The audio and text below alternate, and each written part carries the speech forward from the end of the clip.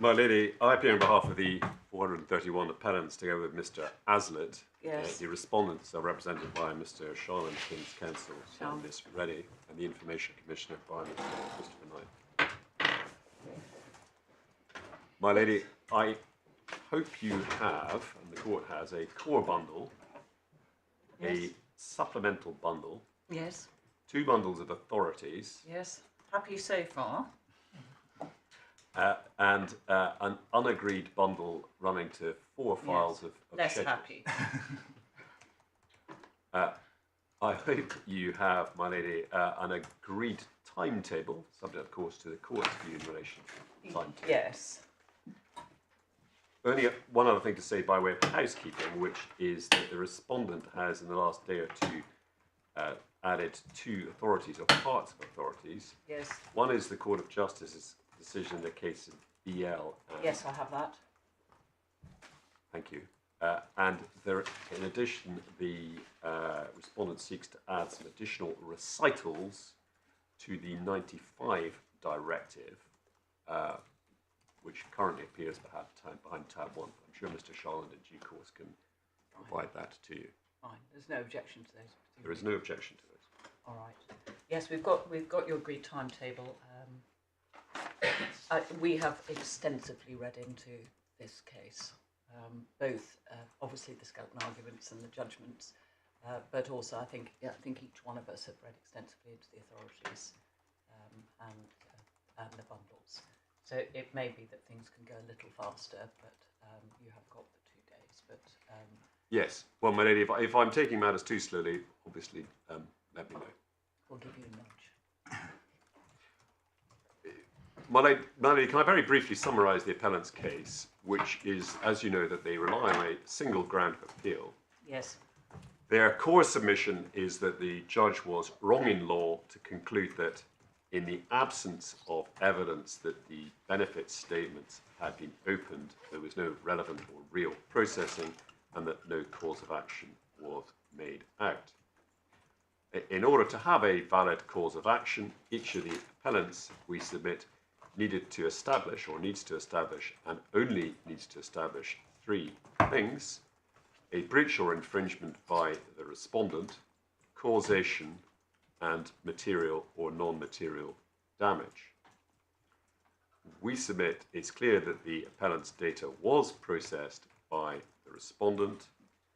The appellants rely on a series of processing steps and other infringements that led to the ABS being posted to an out-of-date address.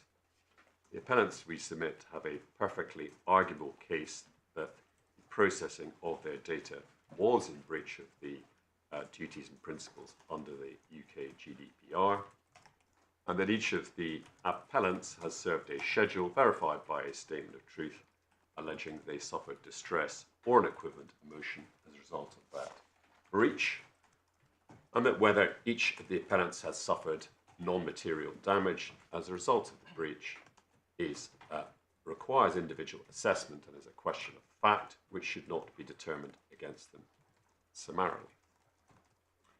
That's the appellant's case in summary.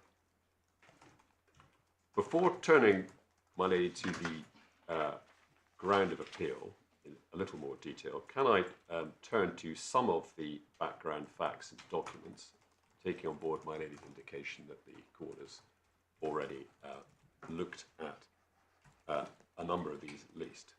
So far as the claimants themselves are concerned, as you'll have read, the appellants range in rank from police constable to chief inspector and superintendent. Some of the appellants work in higher levels of security vetting, including firearms and counterintelligence. Can I take you to the supplemental bundle, please?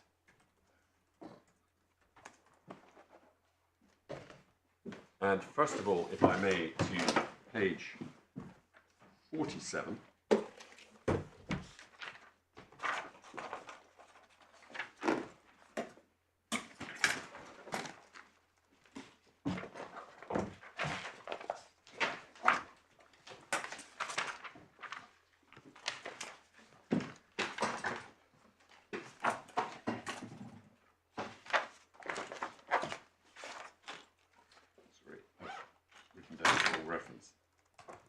sorry, it is page 47. It's slightly confusing because there are two sets of numbers, but it's 47 in the bottom right-hand corner. What this is, my lady, is one of the templates for the ABS. It's in fact the most common template sent to over half of the appellants. You will see what's said on the first page. If I can take you forward to the third page, page 49 of the bundle, section 1. One sees personal details in the top half of the page, including date of birth, national insurance number, the date that the appellant started service with police, and details are given in section 2 of their pensionable pay and entitlement. Of course, this document reveals that the person in question is a police officer.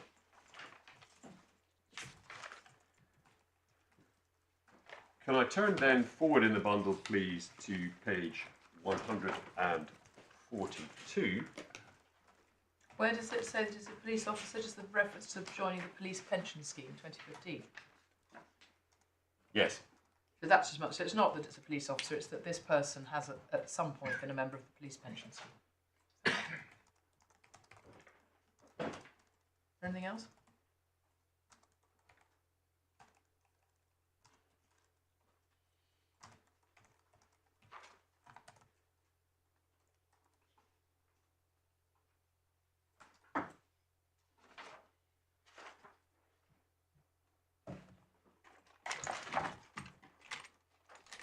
Do the notes go with it? As I understand it, they do, yes. That does talk about you've been as a Sussex Police officer.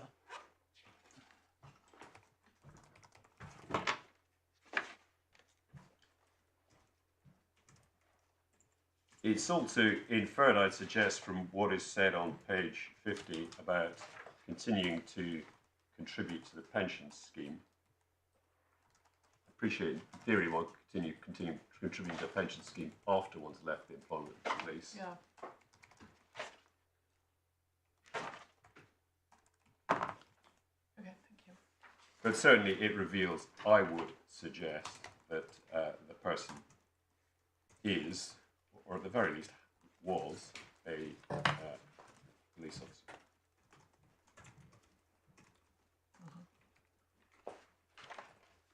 Thank you. Right. Page 142.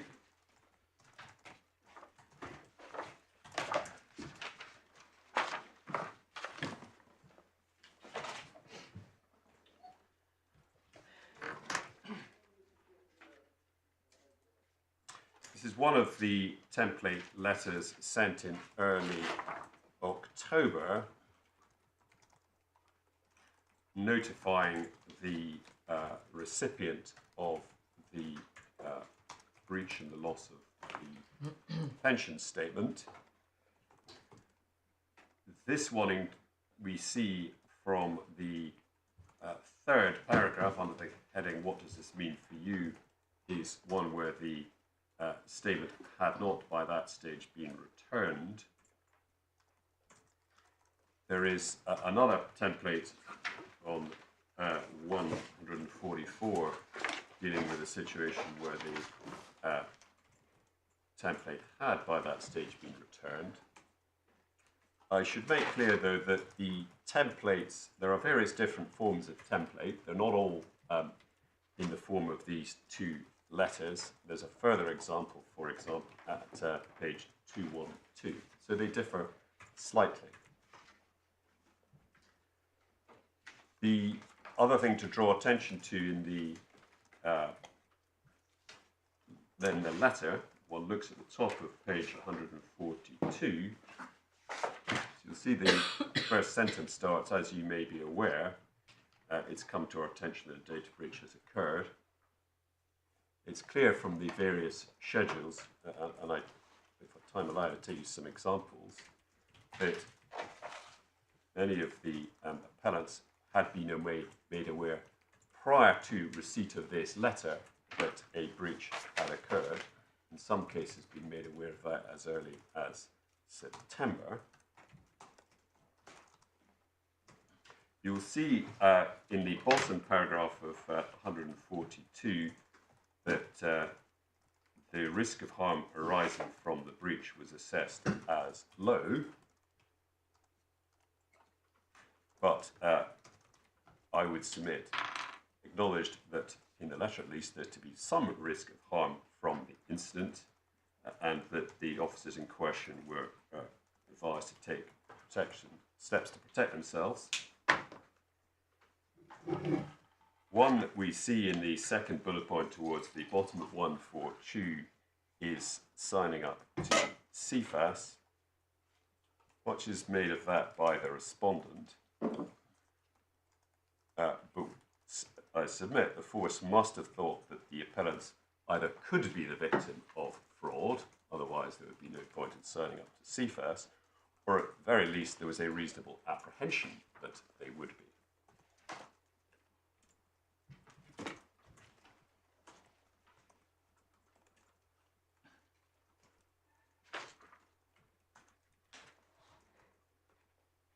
I can go on to page 146.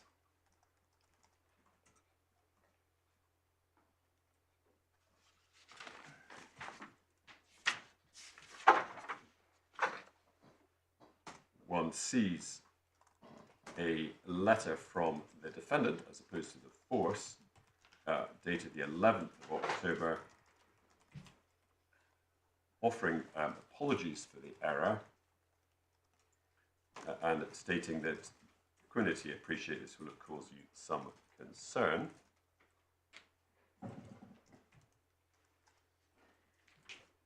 I can take you then to page 139.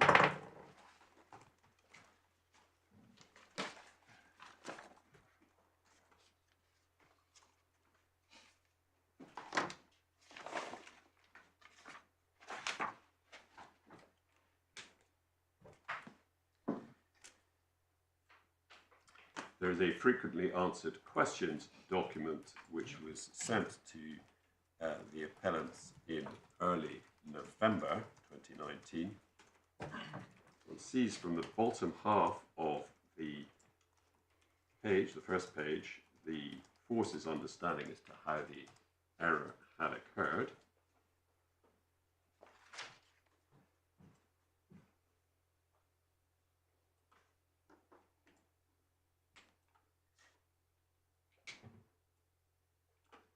And if you can look at the following page, page 140,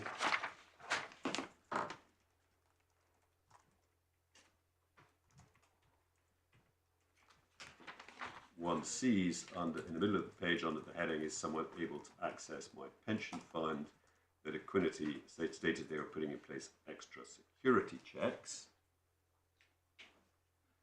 Under the next question, we see they had made a decision not to attempt to recover the unreturned statements from the addressees to which they had been sent. By attempting to retrieve statements, we could potentially highlight to the occupants this incident had occurred, and we wish to protect your privacy in this matter.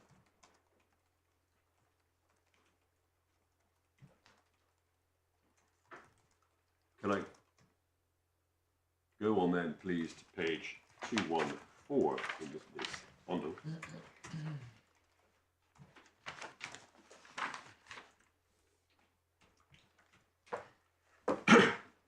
Sorry, just a minute.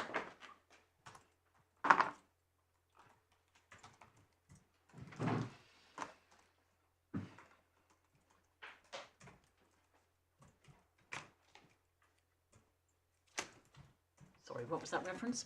Page 214, please. Thank you.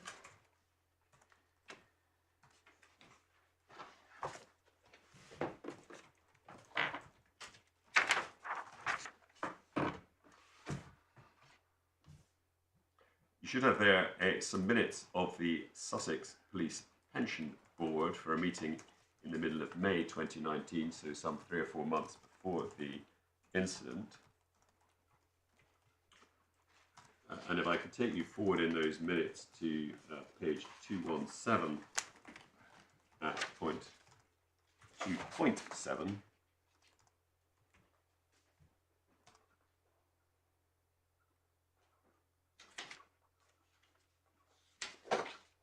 you will see from what is said at 2.7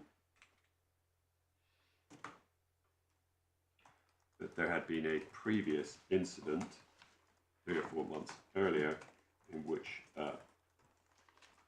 a number of officers, 174, had their annual benefit statements sent to the wrong address.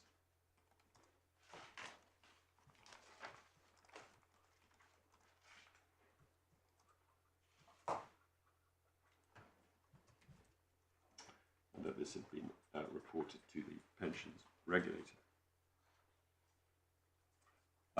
That incident, we submit, is not simply relevant to liability, it is arguments in relation to breach. Many of the appellants complain in their statements, their schedules, sorry, that by the time of the breach they had lost faith with the respondent and what the respondent was saying and whether the respondent was protecting their data. And that evidence gives some justification for that concern. So far as the addresses to which the statements were sent, the statements were sent to addresses to which the appellants had previously lived, but it's relevant to note that they were often sent to very old addresses where the person had not lived, in some cases, for more than 10 or 20 years. Well, there's reference to that in the judgment. There is. And further, the addresses to which they were sent were often not their last previous address, and that they had moved on several occasions since that the address to which they were sent. It's argued, as you'll have seen, my lady, that by the respondent, the information in these statements was trivial or anodyne.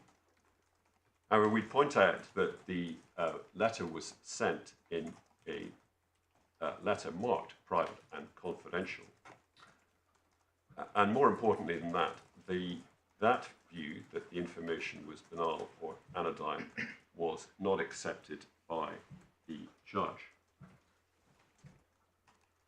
And if I can take you to his judgment at paragraph 158, page, put away the supplemental bundle. Could you give me the page number, please? Page number 90.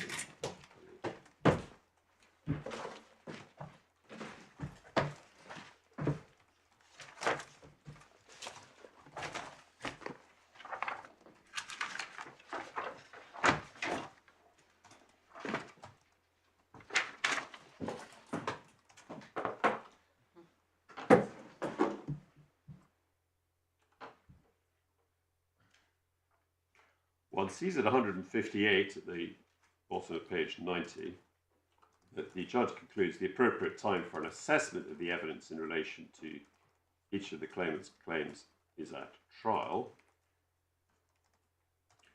He cannot be satisfied at this stage that none of the claimants has a real prospect of surmounting the threshold of seriousness, his or her claim. The ABS did contain some information that went beyond the banal and anodyne. And he gives an example. The fact that any award of damages may be very modest if the claim were to succeed does not affect the viability of the claim. In respect of that claim, each claimant has provided details of the distress or equivalent that he or she claims to have suffered. On first impression, it might seem unlikely that the opening of the ABS could have caused much distress to a police officer, but each claimant is advancing a claim verified with a statement of truth that he or she has been caused distress or equivalent. A court could only reject evidence in support of such a claim after the relevant evidence has been tested at trial. That conclusion is premised on the basis that as a matter of causation, the only damage that is recoverable is that which flows from the ABS being opened or published, we submit that is wrong, and that's one of our core grounds of appeal. But even if the damage is limited to that which would flow from the opening of it or the publication of it, even with that limitation, the judge still considered that there was evidence that the claimants in question had suffered distress that was sufficient for the matter to proceed to trial.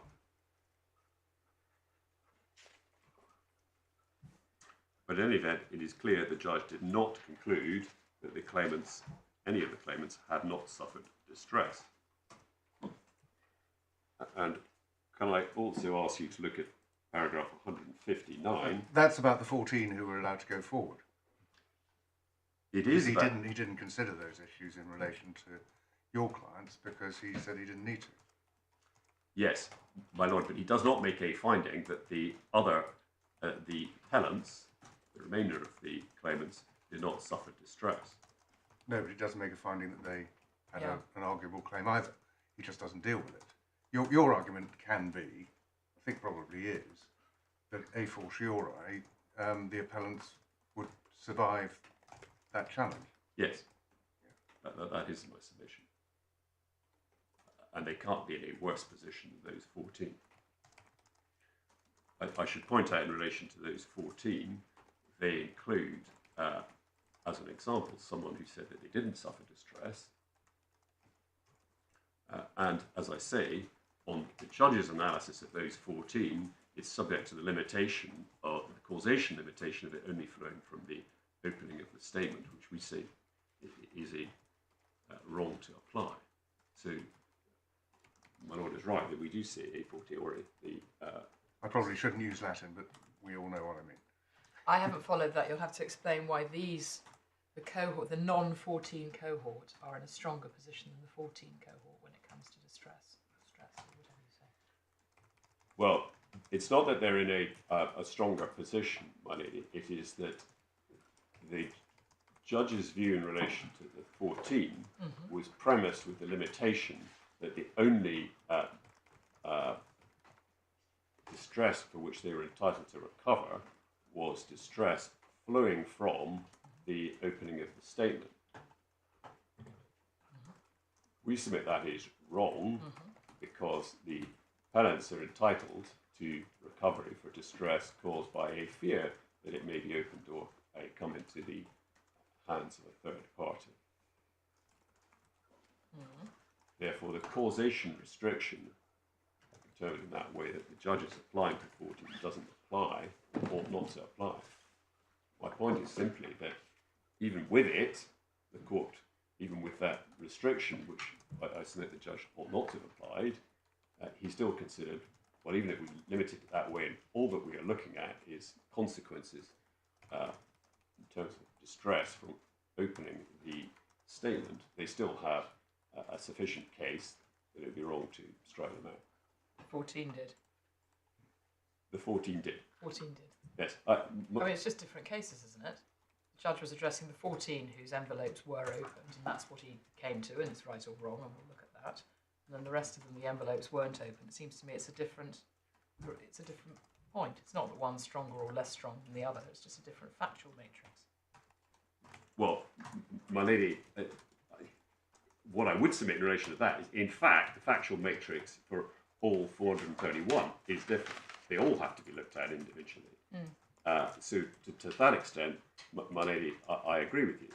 But in terms of the logic of the analysis, it'd be difficult to see how any different analysis ought to apply to the appellants here from the 14 who the judge considered did have an arguable case of distress.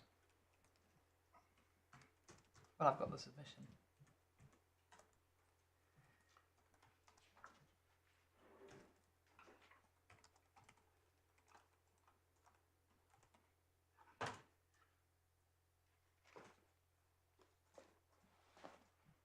Much is made by the respondent of the fact that these are police officers who must be used to dealing with criminals and risky situations.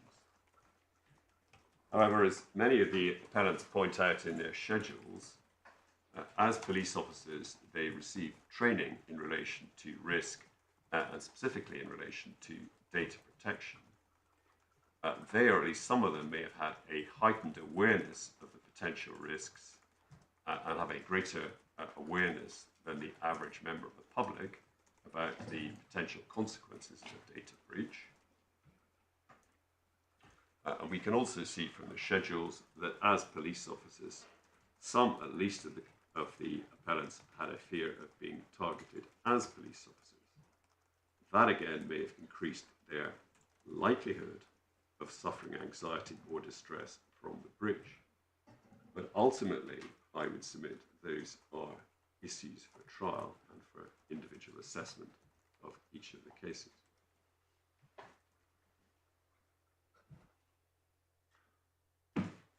Can I turn then to address in a little more detail the ground of appeal that the judge was wrong to conclude that in order to have or to make out a cause of action, the appellants had to prove that the statement had been opened by a third party.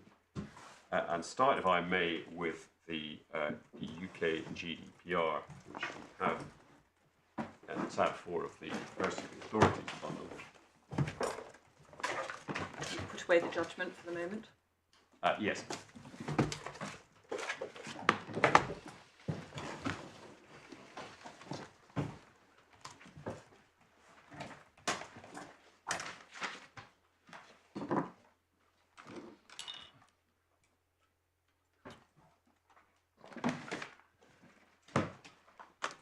So, my lady, looking at the UK GDPR, there are, as I'm sure you're aware, a substantial number of recitals. As the Information Commissioner points out in his submissions, the recitals remain part of the UK GDPR and can be used as an aid to construction.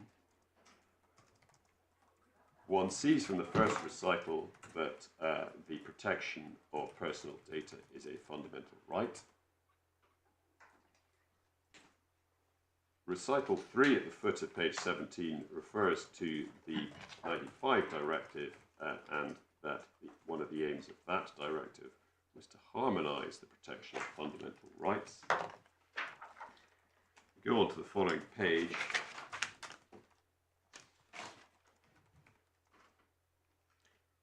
One sees at recitals 9 and 10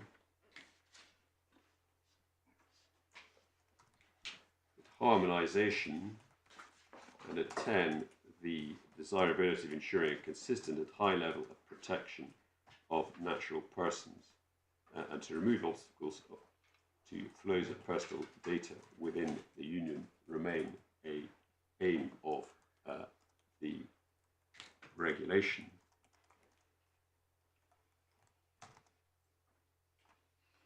And at recital 13 on page 19, an aim is to ensure a consistent level of protection throughout the Union and to prevent divergences hampering the free movement of data.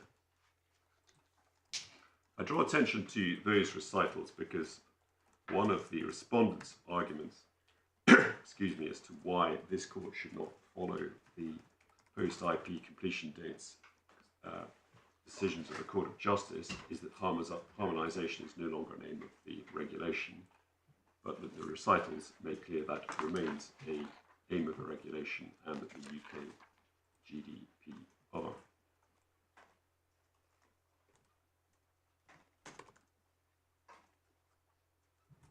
If I can turn to recital 85 at the foot of page 20. I don't think we're actually looking at the UK GDPR here. We're looking at the GDPR European version, which refers to member states, whereas the UK GDPR refers to the United Kingdom. I've got in front of me from another case a Keeling schedule which shows the differences. I can't remember the precise Right. legislative Well, that is mechanism. an error on the party's part, Yeah. my lord. Which I think it's probably best if we just carry on with this, and any material differences can be highlighted later on. yes, But you've given us Article 3. Sorry, you've given us the recitals. I've given you recital 3. I haven't carried out this exercise, but there may be material differences. I think there will be deleting references to the member states and union and making changes which essentially reflect Brexit. Yes. Well, I'll have to look at that, Yeah. my lord. That is a mistake on our part, including my part.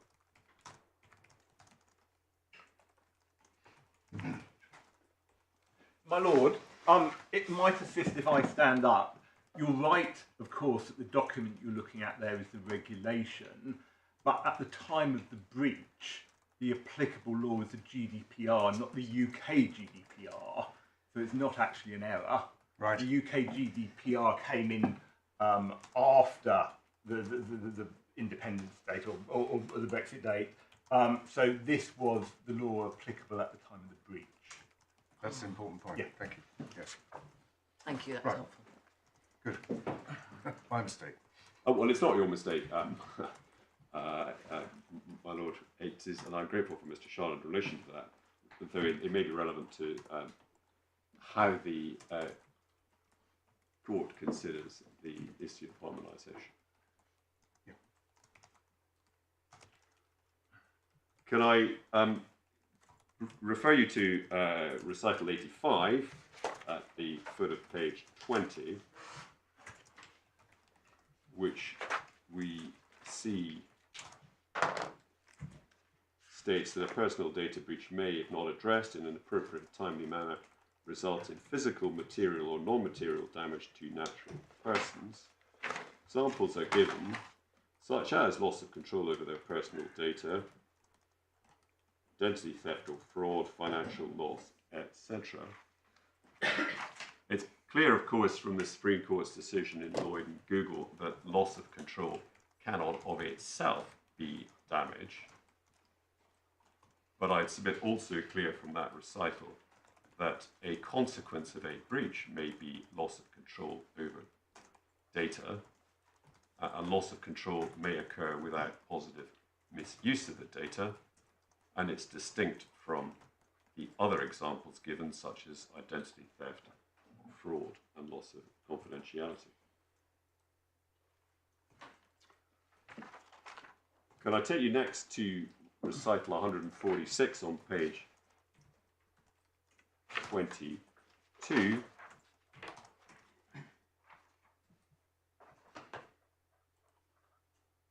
One sees that a further aim of the regulation is that the concept of damage should be broadly interpreted,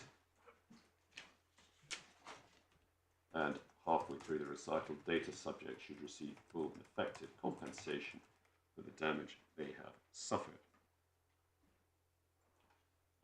Turning to the articles themselves, Article 1 we see makes clear that the regulation is intended to protect fundamental rights and freedoms.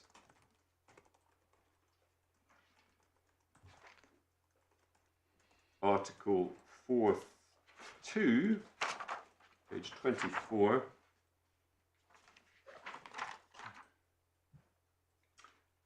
defines processing. We'll see when we come to it, the same definition is adopted in the Data Protection Act.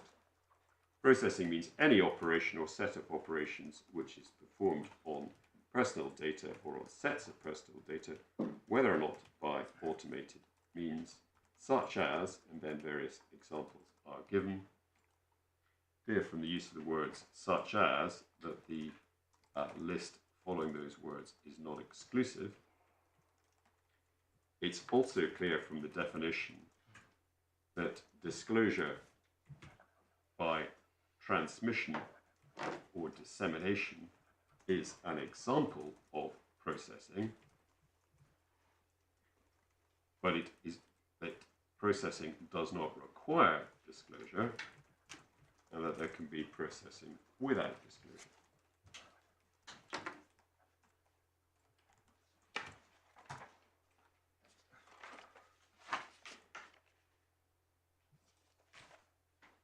The various duties are then set out. I won't take the court to those, but turn, if I may, to Article 82, dealing with the right to compensation and liability, page 37.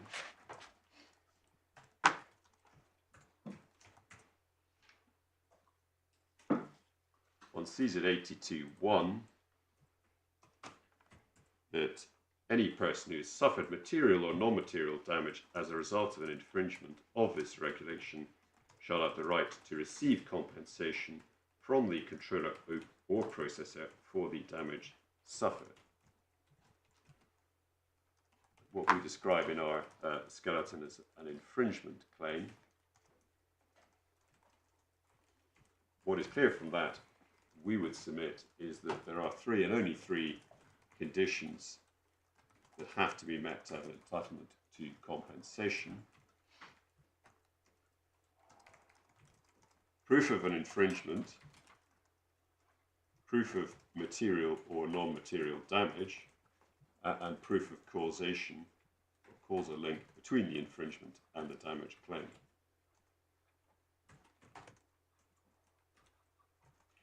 Claim under Article 82.1 does not in fact require proof that the data has been processed, and nor does it require proof of a loss of the data.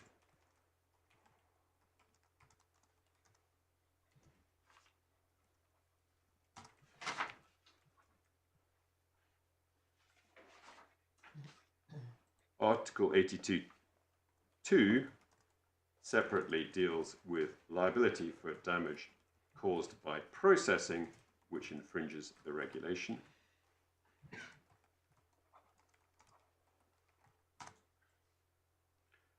And there has, again, three conditions: processing, proof of material or non-material damage, and causation.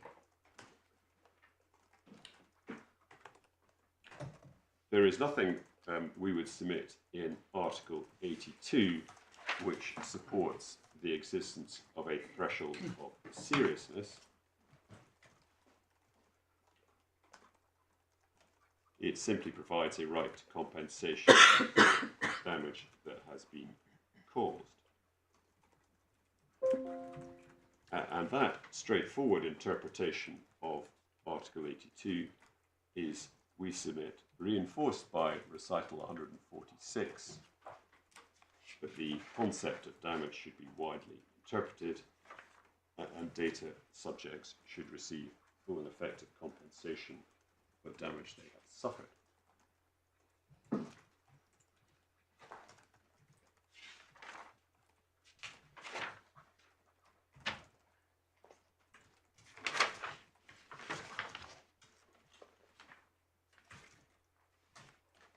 Can I turn then to the 2018 Act, which we have at the next divider.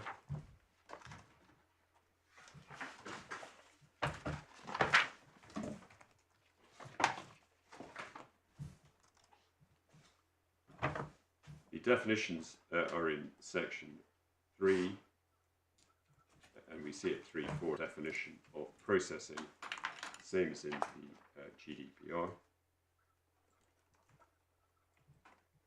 And again, we see that disclosure by transmission, dissemination, or otherwise making available is an example of processing, but it's not a requirement for processing. Well, I can take you on then to section 168 on page 60.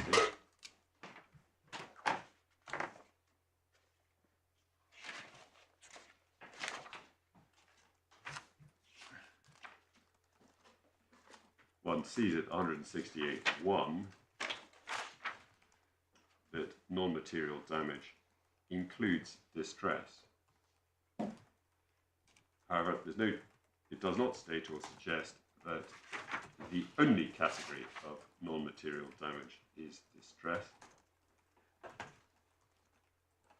And if Parliament had wished or intended to provide that proof of non-material damage required proof of distress, you would expect that to have been said in terms.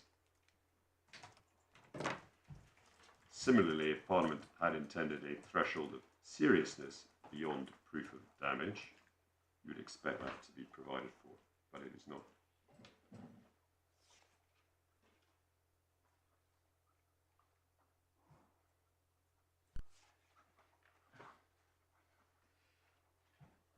We're looking at an amended version of the 2018 Act, which refers to the UK GDPR. So does the same point arise in relation to this, as Mr. Sharland raised? We're talking about a breach in 2019. We are, and this is the it version. appears from the footnote 1 on page 60 that the amendments, which refer to the UK GDPR, came into force on IP completion date. Yes, indeed. And they weren't actually substituted until the end of 2020 anyway. Yes, actually, I think you can see that from the top Yeah. of page 60. Yeah. I don't think it matters, but at least we're just noting that as we go through.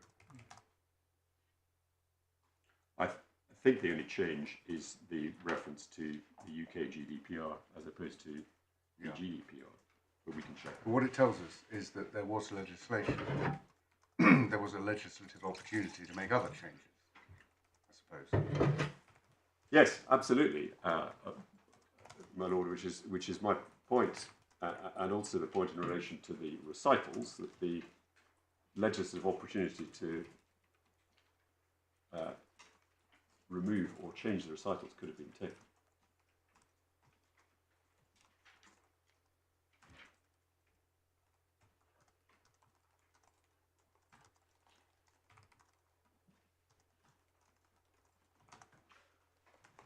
So far as the, that is all from the authorities bundle for the moment. So far as the case law and processing is concerned, I don't intend to go through that. It's set out in some detail in our skeleton and the information commissioner's skeleton. You've indicated you've looked at it. Yep. What I so that is clear from it is that the authorities recognise that the definition of processing is wide. Can I go back, please, to the core bundle?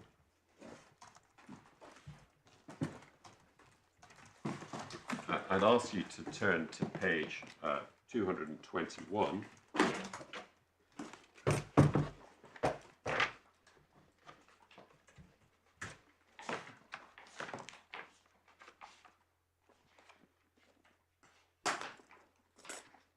Is that the skeleton argument? It is not. It is part of the judgment of my Lord Justice Warby when granting. Oh, right, sorry. And it's just I've got the judgment separate. Is that 221 electronic numbering or hard copy numbering? 221 on the hard copy. It's 221 in the hard copy. I 235. Yeah, it's all out. I didn't realise they were out. And I'm working from a They hard usually are. They usually are. Not by that as much. We're kind of used to it. Yeah.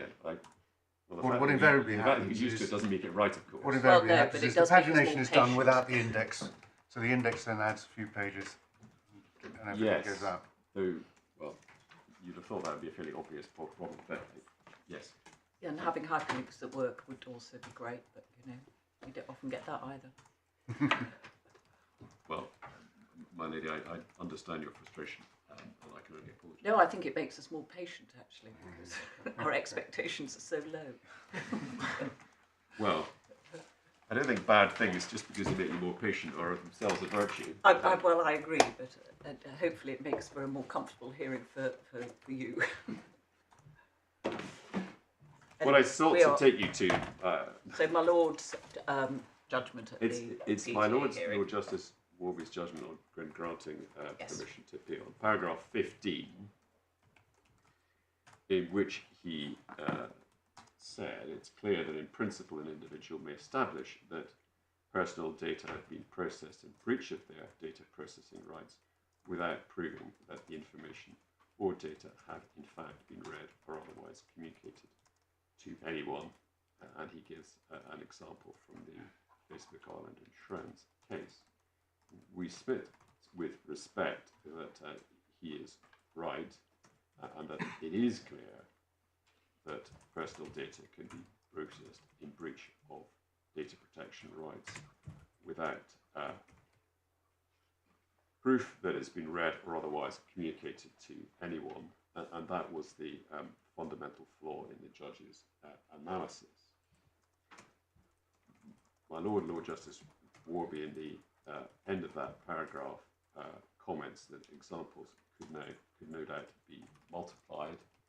We give some further examples in our skeleton, and perhaps of note that the UI and Ostrica Post case, which I'll come to, is another example of processing which gave rise to damage without any communication to a third party. Can I go, I hope, relatively briefly to the claimant's particulars of claim, their master particulars of claim, in the amended version, or draft amended version, which appears at page 251 and onwards in the hard copy version, or bundle.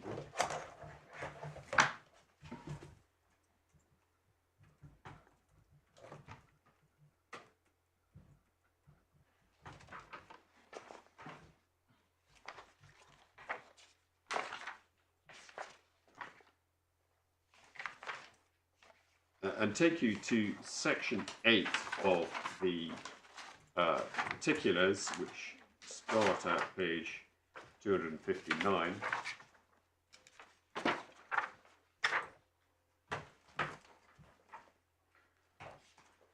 And one sees from section 8 that the appellants rely upon a series of processing steps over a period of time. The first is in August 2018, when the administrative function was transferred to the defendant, and the complaint at 8.3 is as to how the data was organised and stored, and the fact that it was stored in 2 locations. Then, again, trying to deal with this as quickly as I can. Following page at 8.4, the second step or stage chronologically in the processing is August 2019, when the defendant or respondent was supplied with up-to-date residential addresses. And in summary, complaint at 8.6 is that there was a breach by incorrectly only updating one of the locations, and also by storing out-of-date addresses. And we point out that but for this breach, processing breach, the statements would not have been misposted. And then on the following page at 8.7 onwards, there is processing by posting each of the ABSs, processing at the point of posting. When broken down, this third step chronologically involved several processing steps.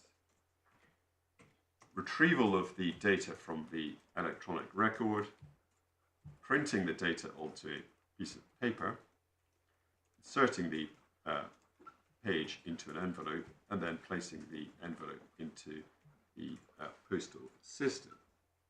Those are all we submit processing steps. And what we submit is that the breach in question, the failure in question of sending the ABSs to the wrong address, is really a product of a series of previous errors and processing steps. And it's artificial to look at the posting itself in isolation from the previous breaches. At paragraphs 8.9 onwards, on the following page, the particulars set out the appellant's cases to a lack of appropriate technical and organisational measures. So, for example, one sees at 8.9 that it's alleged that the respondent didn't have proper technical and organisational measures in relation to the updating of addresses.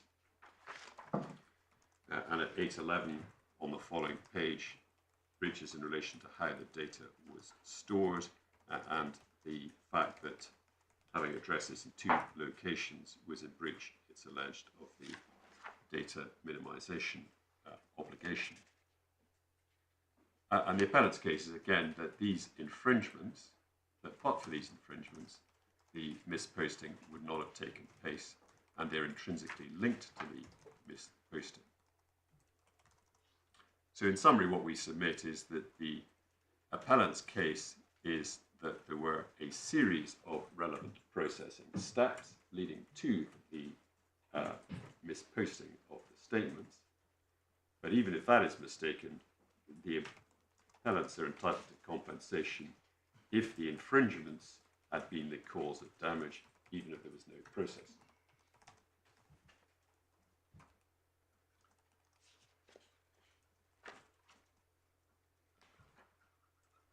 Though the second is very much a fallback position, because our submission is that this was indeed a process.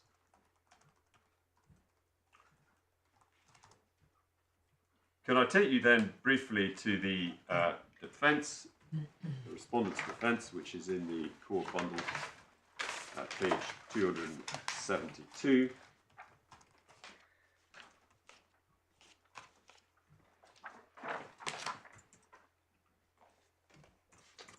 The short point that we seek to make from the defence is that the respondent admits processing and indeed admits that the posting of the statements was processing. If one looks, first of all, at paragraph 4 of the defence on page 274,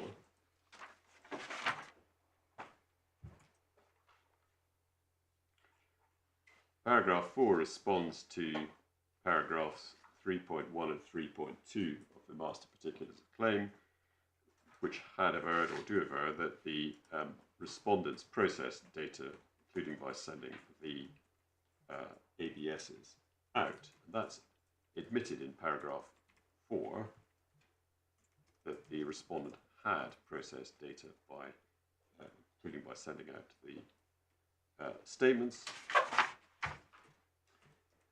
There are various other admissions of processing here.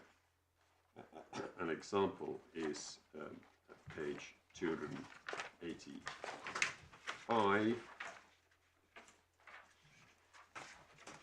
paragraph 23 of the defence.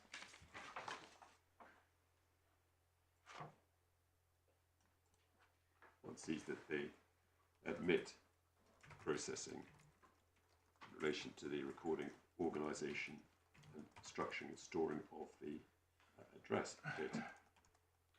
Indeed, the thrust of the defendant's case is that it was a data processor engaged in a number of processing steps. There is an issue as to whether the defendant was a data controller or a data processor, but is accepted by the respondent and indeed by the judge that for the purposes of the applications made by the respondent, the court should act on the assumption that the appellants can establish that would be able to establish and have a reasonable case that the respondent is a data controller. Could you just help me about this? And I think this may be a slight red herring, but for my own information, when you were taking us through the documents in the supplementary bundle, you took us to the frequently asked questions produced by Sussex Police. Yes. And I'd glanced through those ahead of time, and at page 141 at the top, talks about reporting it to the Information Commissioner, and that says, please be assured that we take our responsibilities as a data controller extremely seriously. I'm just page 141. Yes, I think that's a reference to the force taking its responsibilities as a data controller seriously. There's no dispute that the force is a data controller. It's whether then the posting people were... No, the issue is whether the respondent was also a data controller, and what, including, and one sees this in the pleadings, whether there's a contract in place in which the responsibilities of the defendant as a processor are explained. Which yes, I've seen that. Yeah. So,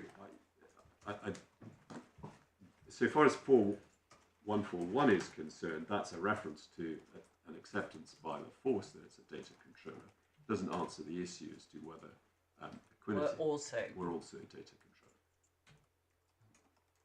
And I don't think it's controversial that there can be more than one data controller in place at any one time. Okay, thank you.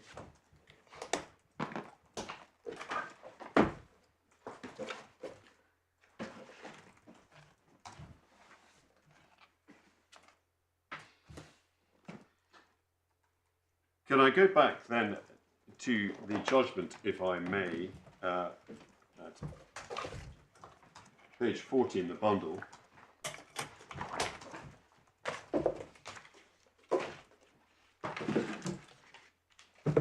And in particular, sorry, paragraph 4 on page 42.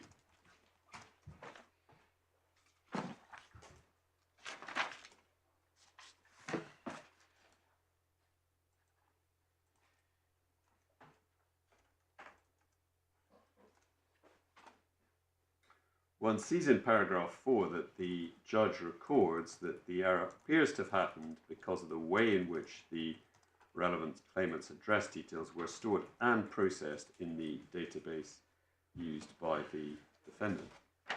So at that point, the judge is recognising that there is processing by the defendant, and indeed that processing was a cause of the breach.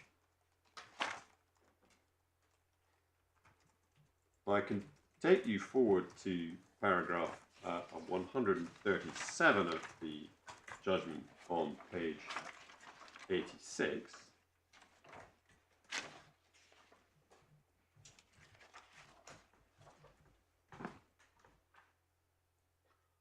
The judge at 137 and 138 summarises the defendant's submissions why the claim should be dismissed. One sees at 137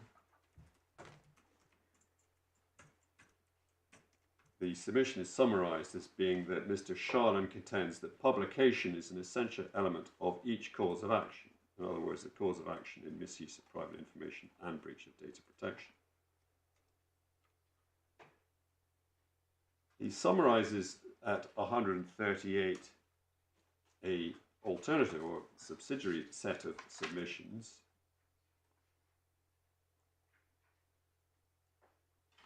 that separately in his submissions on behalf of the defendant, Mr. Chandler's made a sustained act on the trivial nature of the claims that have been brought and the wholly disproportionate way in which the litigation has been conducted, and the fact that the defendant is seeking to have the claim struck out as an abuse under the Jamil jurisdiction. I pause to make clear that it is plain that the judge accepted the first set of submissions, the ones he summarises at 137, but does not accept the second set summarised in 138. I've been a bit puzzled by this, because Mr. Sharlan's present position is that he's bound by his pleadings and that his application did not encompass the ground which the judge relied to strike out. What's your submission about the judge's paragraph 137? Well, my submission in relation to that is that the defendant, the respondent, did not seek to strike out the data breach cases on the basis that there was no publication. So it may well be that the judge misunderstood the respondent's case in that respect. I mean, there's a passage in the defence that contains something along those lines, but it's clearly not in the application notice. And I confess that I haven't looked at the skeleton argument of Mr. Sharland. Time didn't permit. But it seemed on the face of it that the judge may have misunderstood the strands of argument that were being put to him. Yes, I just, my lord has touched on the application notice, which is perhaps worth looking at. It's at page 328 of the court bundle.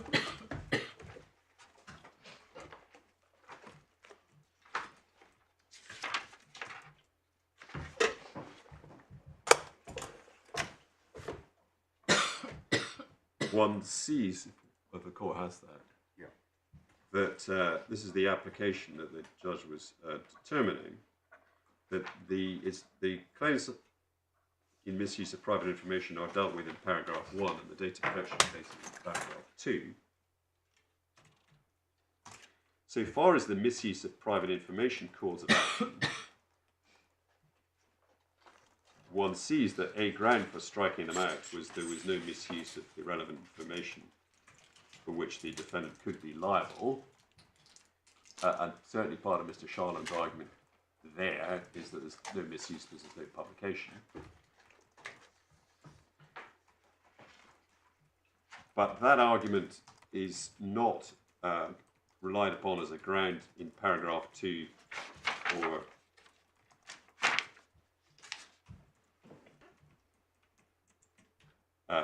striking out of a summary judgment in respect of the data protection claims, as we see.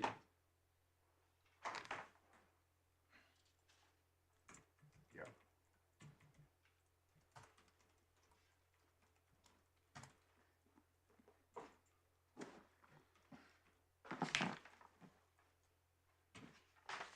Yes, thank you. But going back, if I may, to the judgment itself at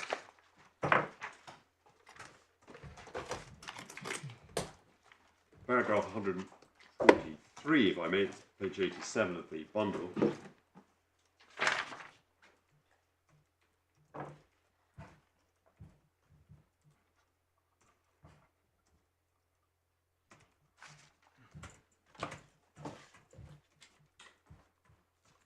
He deals at 143 to 145 with the claim in respect of, under the misuse of private information, cause of action.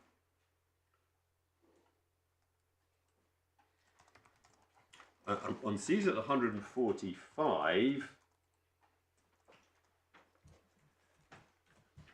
he says in the second half of 145, to be entitled to any remedy, a claimant must demonstrate that he is the victim of a tortious wrong.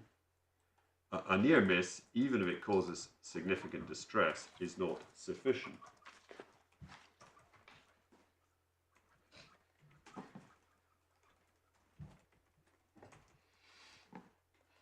So he's postulating there that the claimants may have suffered significant distress even without publication, but that isn't sufficient because it doesn't make the tort out so far as misuse of private information is concerned.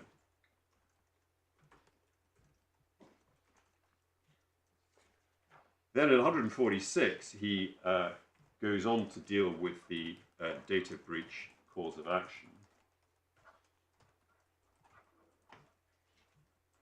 And states in the first sentence, the same is true for civil action for data protection. In other words, even if there is a even if distress has been caused by the breach, that wouldn't be sufficient without publication.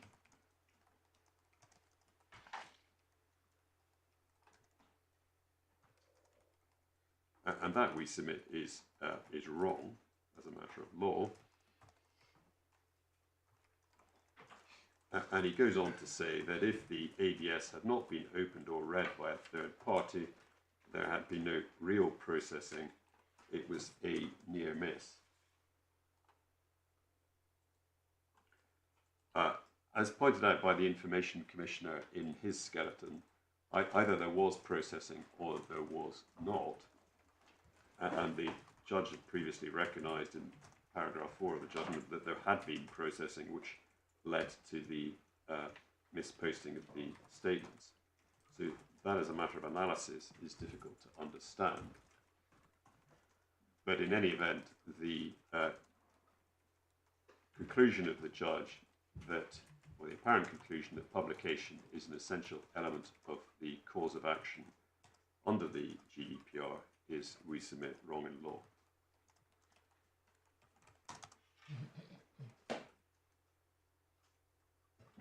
It's important to note, and I think I may have said this already, that there is no suggestion by the judge here that the claimants could not prove distress arising out of the breach. His view was that a near miss could cause significant distress, but even if it did, that wouldn't establish the cause of action.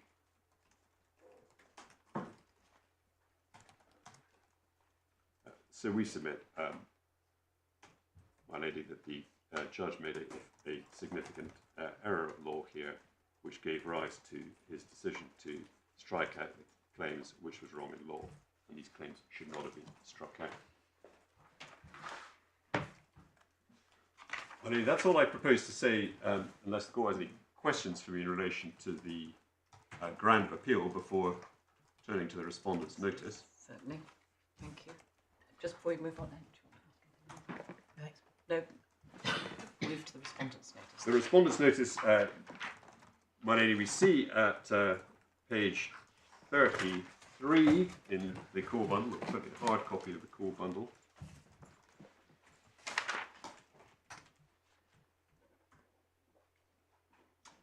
Three grounds are relied upon.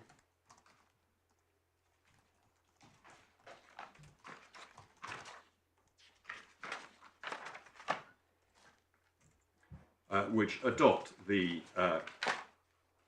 grounds in the original application which we've looked at.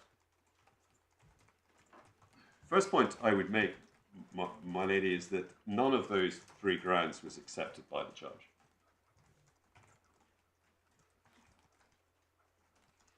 And his view was that certainly in respect of the 14 claimants, whether distress had been suffered was a question of fact that needed to be resolved at trial.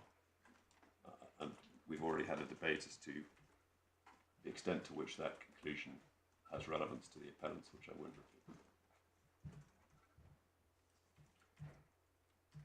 Can I go to what is said by Mr. Sharland in his skeleton in relation to this, which is in the core bundle at page 140, paragraph 23 of the skeleton.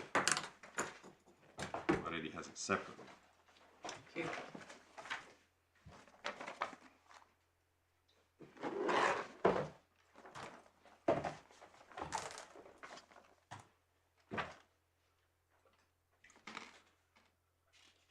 Paragraph 23, we see that it's submitted that the judge's conclusion that there had been no real processing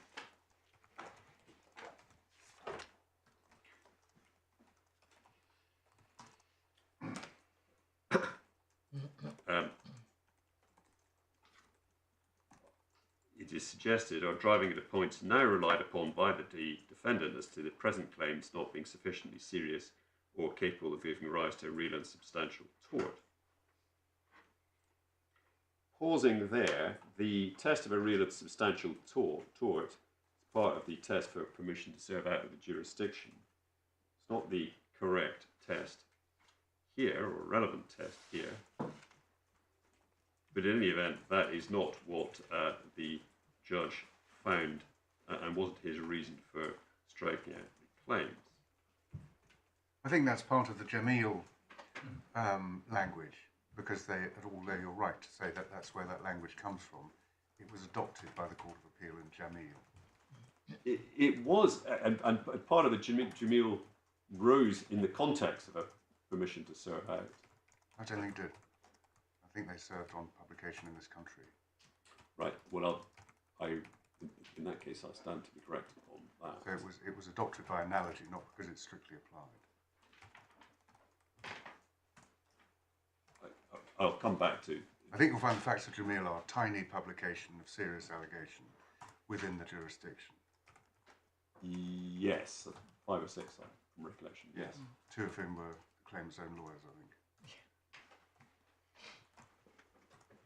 think. Yes. Yes.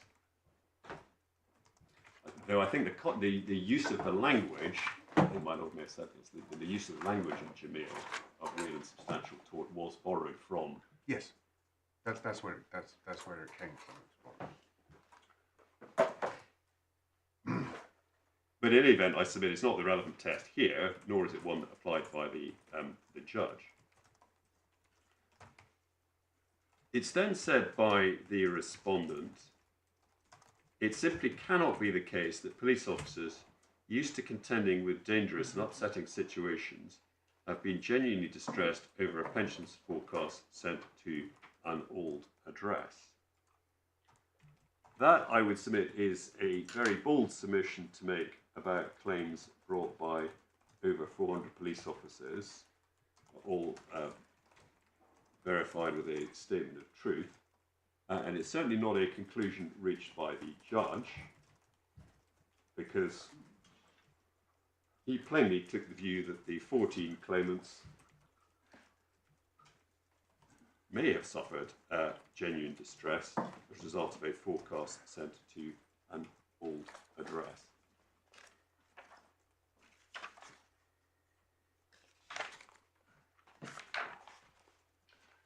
I can turn to the next page in paragraph 26.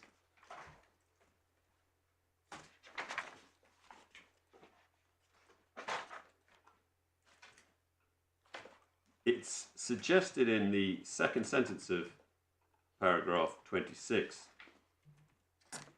that the claims which are subject to the present appeal are even less serious than those of the 14 which were not struck out. That is not accepted, and we submit is wrong. All of the claims have to be looked at individually.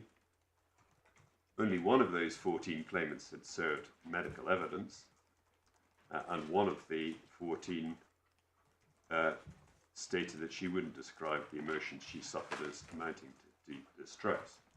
So it certainly isn't the case that those 14 are less serious than the current appellants.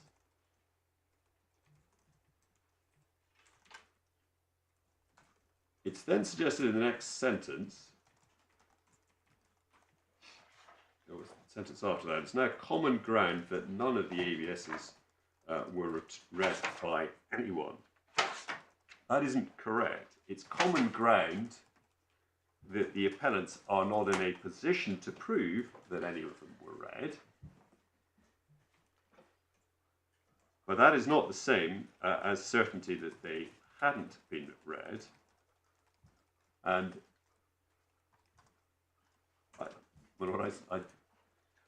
I know why you're saying that.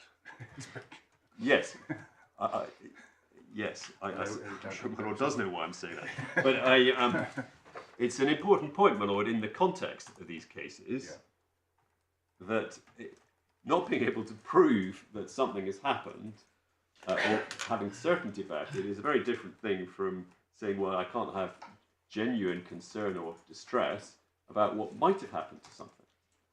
And one sees that from the schedules that are produced. And we submit the appellant's case is that they suffer from genuine distress from the fact that they might have been read or might be read in the future.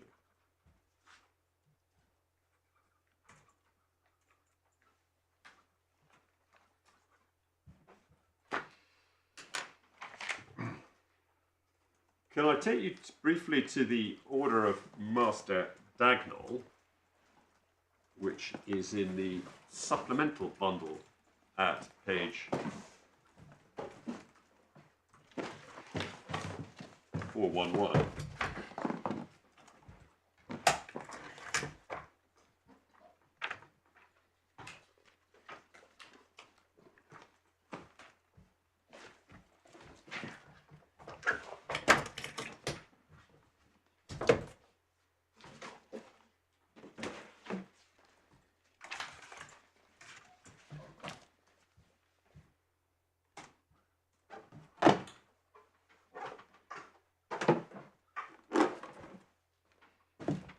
As the court will appreciate, this is the order obtained by the respondents for the claimants each to produce a schedule.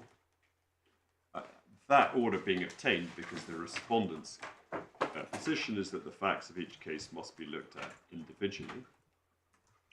Hence, also their application to this court that all of the schedules should be put before you rather than simply some of them. And in principle, we agree that all of the cases must be looked at individually because they are all individual. One sees from the recital of the second recital of this order that it's pointed out the claimants have an obligation under the relevant practice direction to set out concisely and proportionately details of the facts and matters on which they rely. And then on the following page, one sees the particulars that were ordered, directed,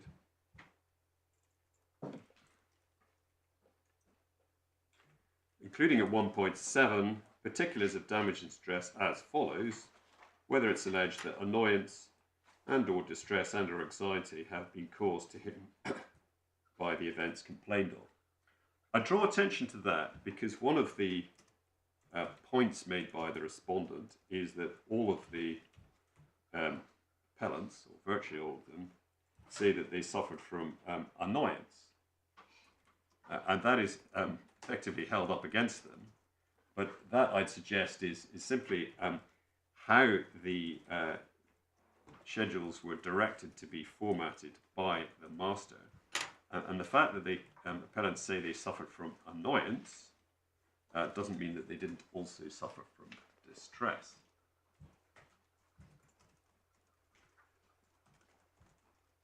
Complaint is made by the respondent that there is some repetition of wording and phraseology in the schedules, which one lady would have seen.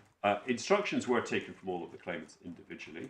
It's certainly correct that common themes emerge and there are many common complaints and concerns. I don't know to what extent the court has had an opportunity to look at a selection of the schedules. I imagine that you haven't looked at all of the 4 bundles, but it is... No. No. Yes. I wasn't expecting anything else. But There if wasn't one a does reading look list at... that said we should. Sorry? There wasn't a reading list that said we should. I was relieved to note. No. If time allows, I do wish to take you to a selection. Obviously, only a selection. But what is plain from Define looking... selection. Sorry? Define selection. Well, a small I mean, number. how many? Well, that might depend on how much time I've got, frankly, my lady. I don't... But... You're not going to need to labour the points you want to make. But of course, you must take us to a selection if you wish to. The schedules have now been admitted. But we can be quite quick on the uptake. Of course, I don't doubt that. But the point is that it's set against me. Look, there's repetition in these schedules and a suggestion that they all say the same thing. But actually, if you look at them, and even a selection of them, they are all individual. Yes, there may be some repetition of phraseology, but they all have individual features to them. Also, procedurally, I'd point out the Master did not direct a witness statement. If he had, there would have been an obligation under the practice direction for the schedules to be in the deponent's own words, but that isn't the case here. These are particulars, not witness statements, and they're not required to be in the person's own words. I'd also draw your attention to one thing that you haven't been troubled with, are a variety of statements that were before the judge from exemplar claimants to support what they said in their schedules. With those generic points, can I deal first of all with the respondent's notice and the first ground, the threshold of seriousness? Certainly. My lady, as you'll have seen, the appellant's position is there is no threshold of seriousness additional to or over and above the need to prove damage. And that is also, as I understand it, the position of the Information Commissioner. There is a preliminary question as to whether this issue of law should be determined now. The judge's view, you will recall from paragraph 159 of the judgment, was that this was a very interesting, to use his wording, point, that it should be resolved on the basis of facts following a trial rather than on assumed facts. And to the extent this court considers that this is a difficult or novel point of law, it may wish to adopt that approach.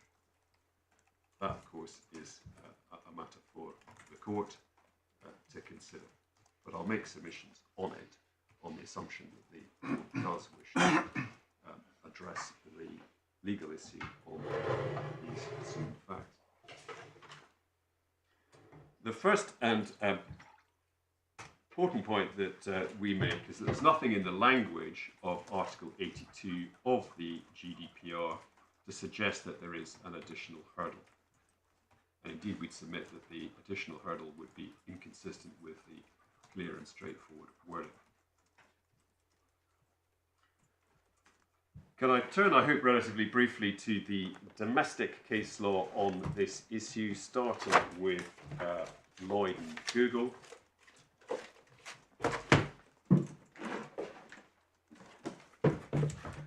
Which is at tab 25 of the authorities bundle.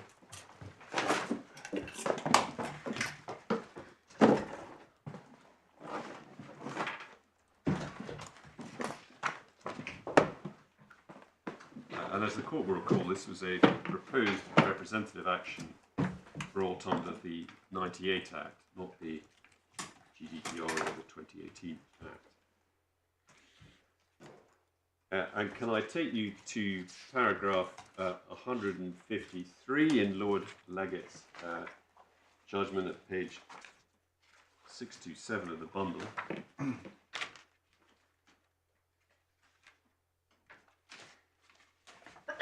Which is a passage relied upon by the respondent.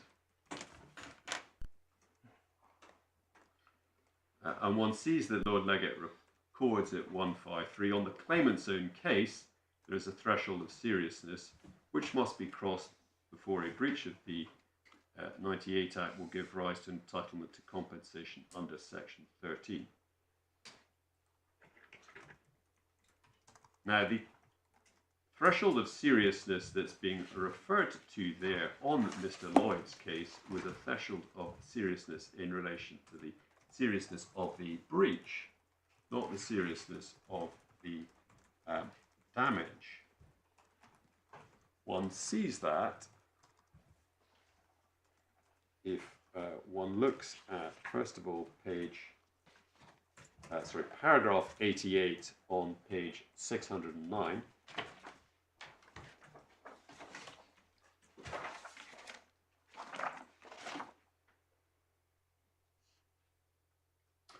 One sees the claimant's submissions at summarised paragraph 88.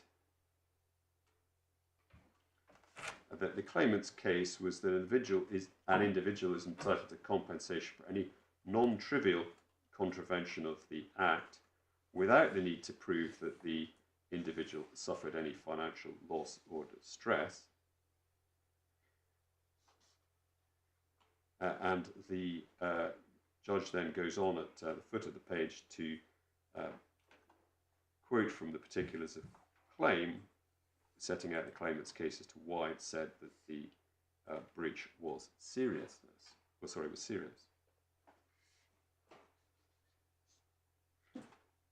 Plainly, the claimant's case was not that there was a threshold of seriousness in relation to damage, because that would be wholly inconsistent with a contention that you're entitled to damage or compensation without the proof of any financial loss or distress.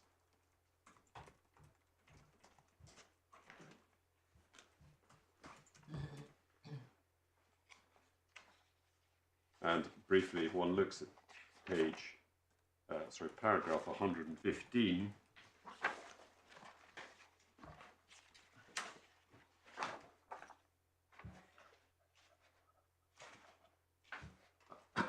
page 617 again, we see the Lord Legate summarises Mr. Lloyd's case, that an individual has a right to compensation without proof of material damage or distress whenever a data controller commits a non-trivial breach of the requirement. So in other words, it is plain that the threshold that's being considered here is in relation to breach, not loss.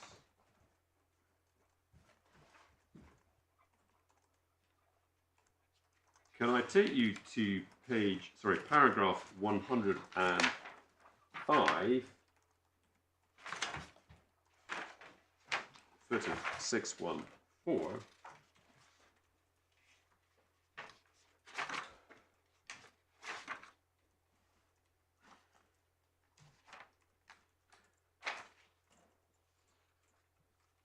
One sees that Lord Legate says at 105 that it would be open to Mr. Lloyd to claim, at least in his own right, damages under section 13 of the Act for any distress suffered by reason of any contravention by Google of any of the requirements of the Act.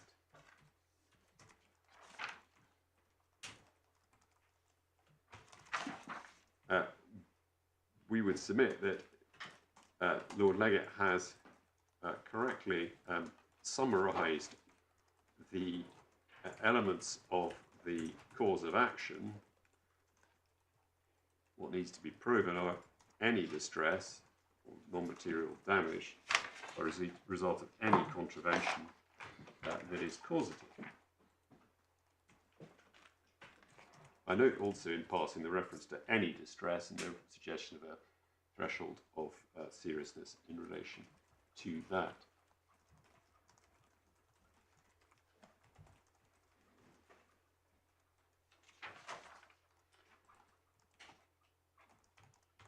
Can I briefly also take you in the judgment to paragraph 124 onwards?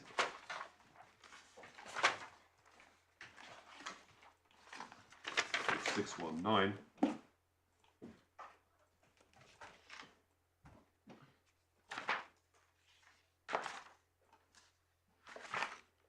Where the Lord Legate dealt with the claimants, Mr. Lloyd's argument that a parallel should be drawn with the tort of misuse of private information, where the cause of action does not require proof of distress, because it was contended by the claimant that they had a common source in Article 8. And that's considered at some length by Lord Legate.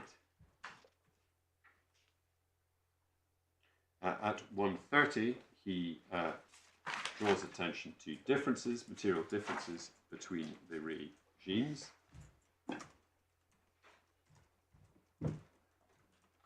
And at 135, that there are significant differences between the privacy tort and the data protection legislation, which makes such an analogy positively inappropriate.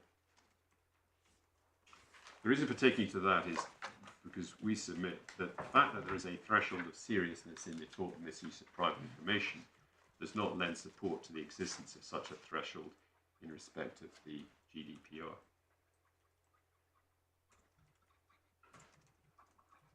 And then if I can go back to the paragraph 153 relied upon by the respondent,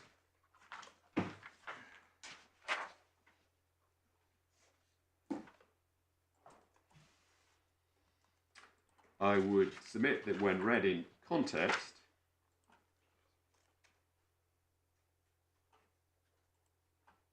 Lord Legate is referring to the concession of a threshold of seriousness, saying that even if there is such a threshold here, that it wouldn't be crossed. And in essence, what he is saying there, or concluding, that on the facts of the case, the claimants could not establish any damage and that a representative action was not viable. It does not lend support to a proposition that there's a threshold of seriousness beyond the need to prove non-material damage or distress, such as distress.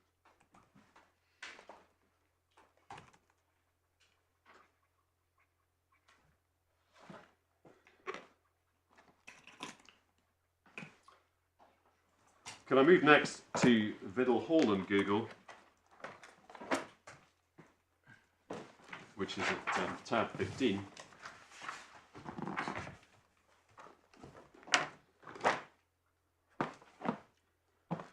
Tab 15. Tab 15 of the authorities bundle, yes.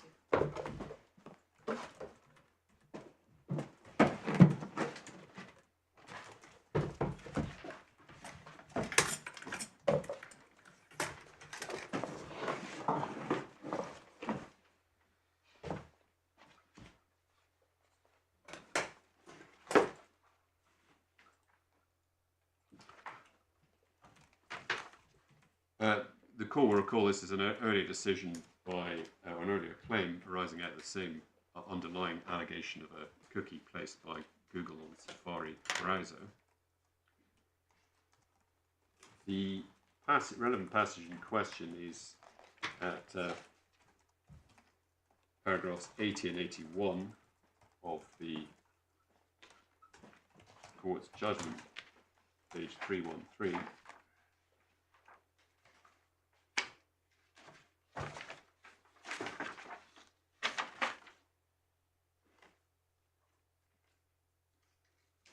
Where one sees that the claimant's submission in this case was that damage for the purpose of Article 23 extends to non-pecuniary loss, where privacy rights under Article 8 are engaged but not otherwise. And one sees at 81 that that is not accepted by the court.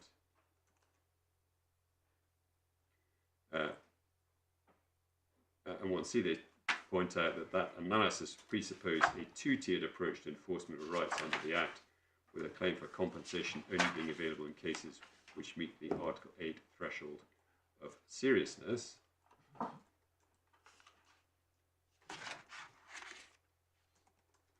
They go on to say that it's true that the object of the directive is to protect the right to privacy, but it does not follow the plain language of Article 23, damage as a result of an unlawful processing operation should not be given its natural and ordinary meaning.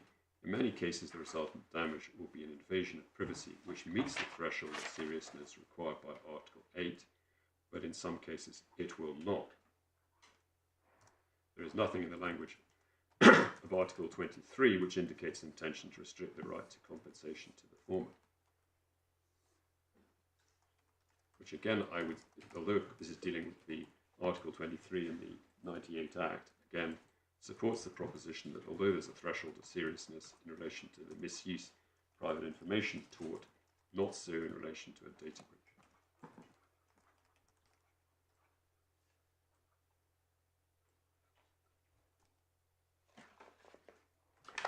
Briefly before leaving Biddle Hall, can I draw attention to what's said in paragraph 92,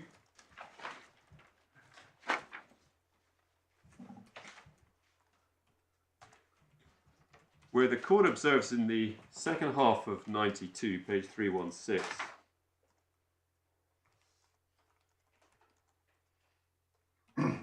that section 32 prescribes the circumstances in which an individual who suffers distress is entitled to compensation. Distress is not a rare consequence of a contravention. In some cases it may be insignificant, but it is often the only real damage that is caused by the contravention. The 2 points emerge from that, I would submit. One is that distress is not a rare consequence of a contravention, and also that even if the distress is insignificant, that doesn't mean that no compensation is applicable to it.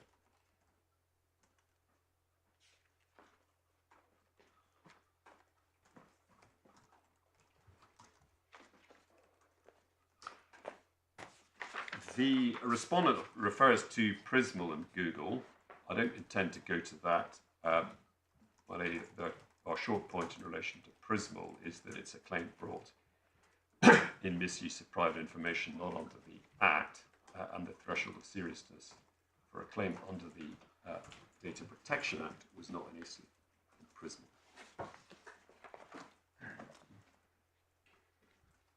Can I go on then to deal with the Court of Justice case law in relation to the threshold of seriousness? In summary, submit that it is the repeated and clear position of the Court of Justice that there is no threshold of seriousness. Start, if I may, with UI and Ostraca Post, which is at tab 39.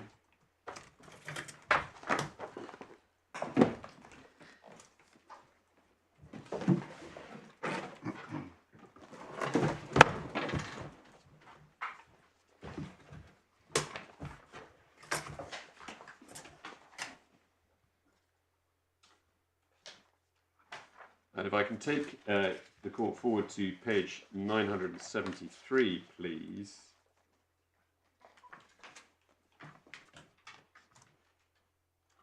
The facts are set out in the judgment at paragraphs 11 and 12.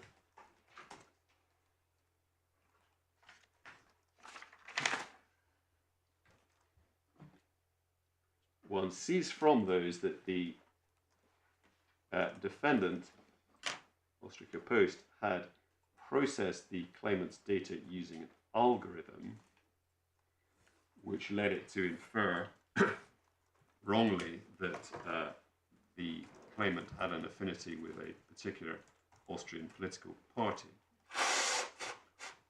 Of note, the data was not communicated to any third party. And no third party became aware that the inference had been drawn by the algorithm. There was no suggestion, however, in the decision that that would prevent the claimant being entitled to compensation so long as he could prove damage. If I could go forward to paragraph 43 of the judgment.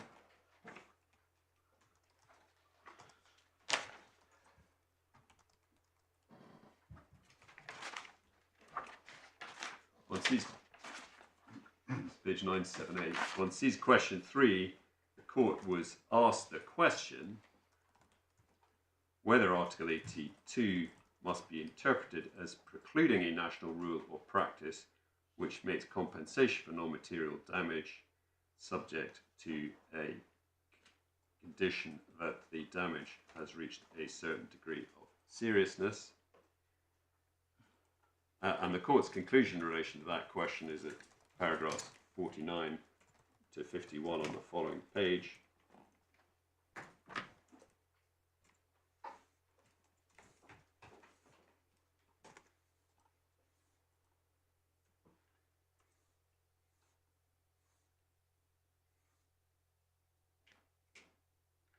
that their view is that there is no such threshold of seriousness.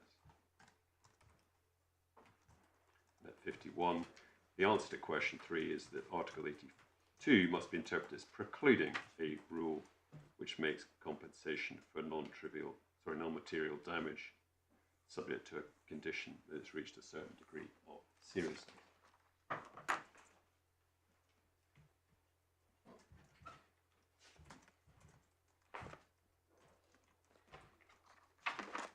That a decision, which is a decision of May 23, was then followed on slightly different facts in the case of VXAT, which is at tab 37, with the court again finding there is no de minimis threshold.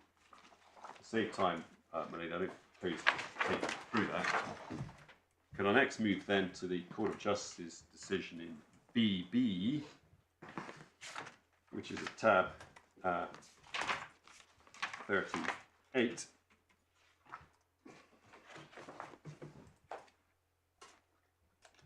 The facts of this case is that a hacker had gained access to the tax and social security data of more than 6 million people held by the Bulgarian National Revenue Agency, and the claimant VB brought a claim in respect of the fear that her data may be misused in the future. The claimant herself did not know what data had been accessed. The relevant question referred to the Court of Justice is the 5th question, which we see at paragraph 75 of the judgment on page 943.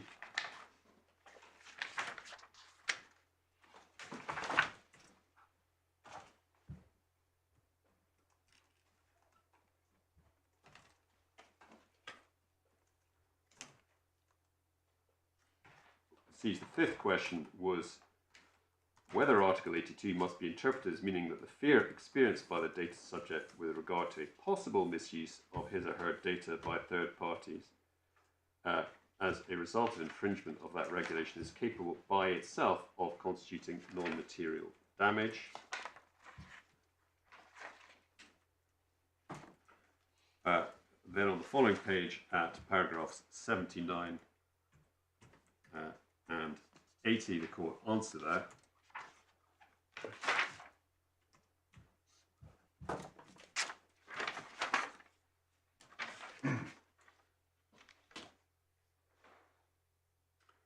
The wording of Article, this is paragraph 80, the wording of Article 82 does not rule out the possibility that the concept of non-material damage encompasses a situation in which the data subject invokes, in order to obtain compensation, the fear that his or her data will be misused by third parties as a result of the infringement.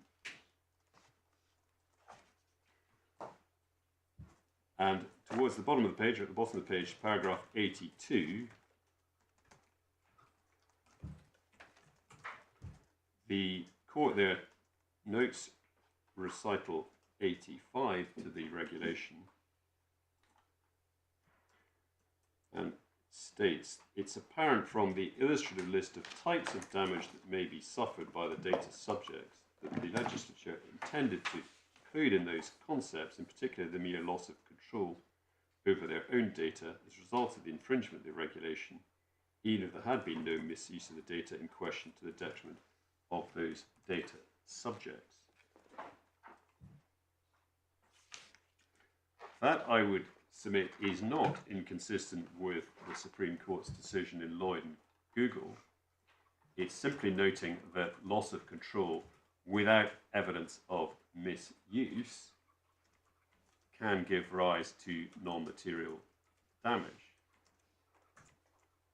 Put another way, that loss of control can give rise to damage even without evidence of the data coming into the hands of a third party.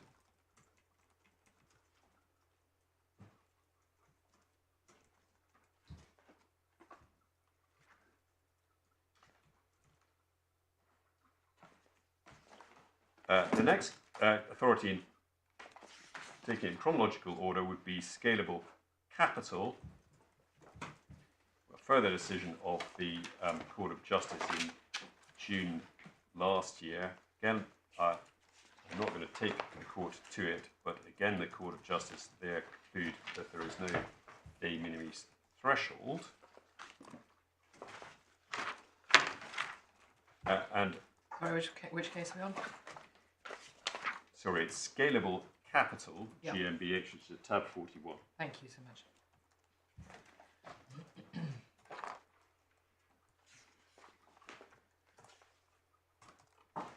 Finally, in relation to the Court of Justice authorities, can I take you to BL and Media Marked, which is the judgment that was provided by the respondent last day or so. I assume this is a case where the respondent will say the court should have regard to the jurisprudence of the Court of Justice.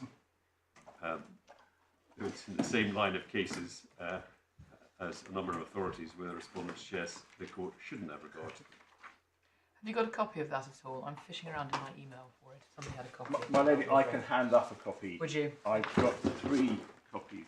Thank you. I've got very one. much. Yeah, I'm fine, thank you. Thank you very much. I've got one, thank you. Thank you. The facts of this case are unusual and quite specific. Can I take you to where they are set out at paragraphs 16 and 17 of the judgment?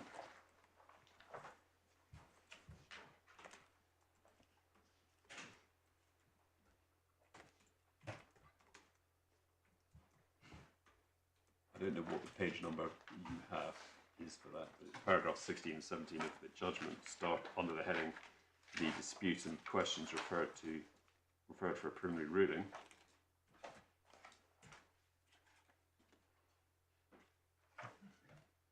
One sees that the applicant went to a retailer in Germany to buy a household appliance, and that a sales contract was drawn up. Somebody appears to have jumped the queue while he was buying the household appliance, took the appliance in question in the sales contract, but it was retrieved within half an hour without the person who took it reading the sales contract.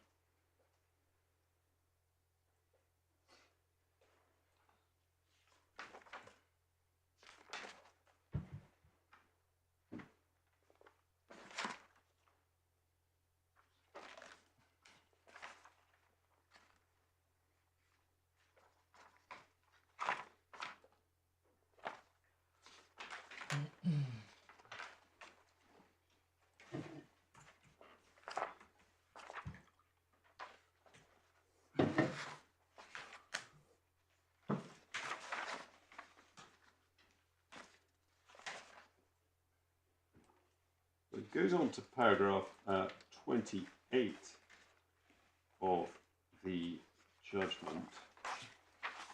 One sees the questions that were asked by the referring court, and the fifth of those questions is that is non-material damage within the meaning of Article 82 incurred even where the third party who received the document containing the personal data did not read the data before returning the document containing the information, or does the discomfort of the person whose personal data were unlawfully disclosed suffice for the purpose of establishing non-material damage within the meaning of Article 82. Pause to note that there's no suggestion in the questioners referred that the claimant had suffered any distress from this, or was alleging to have suffered any distress, simply discomfort.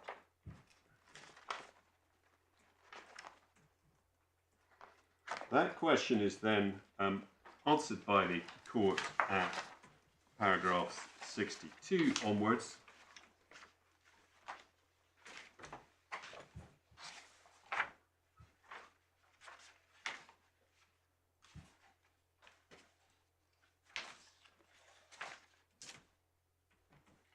And one sees at 63 the court draws attention to the unusual facts of the case. In particular here that it was known as a fact that the third party, the person who jumped the queue, had not read the data, and therefore it was known that the risk had not eventuated at the same time as the breach was discovered. This is a case where on its facts there was no possible risk, simply a breach which might have given rise to a risk in different circumstances. In other words, if it hadn't been recovered quickly, it might have given rise to a risk, but in fact it hadn't, and that was known straight away.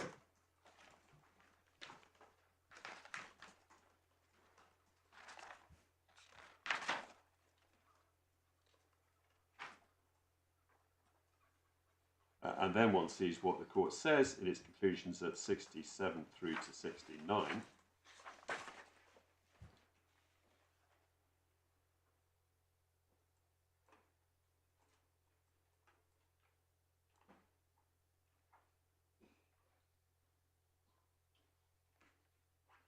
What I'd suggest and submit is that this is simply authority for the proposition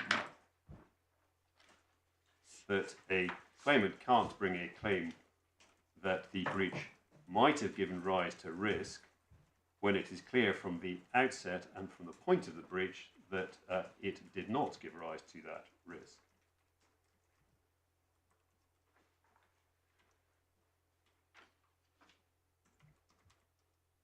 The court are not here saying that in circumstances where it is not known that the data has been recovered, that a data subject cannot bring a claim in respect of distress arising out of that risk.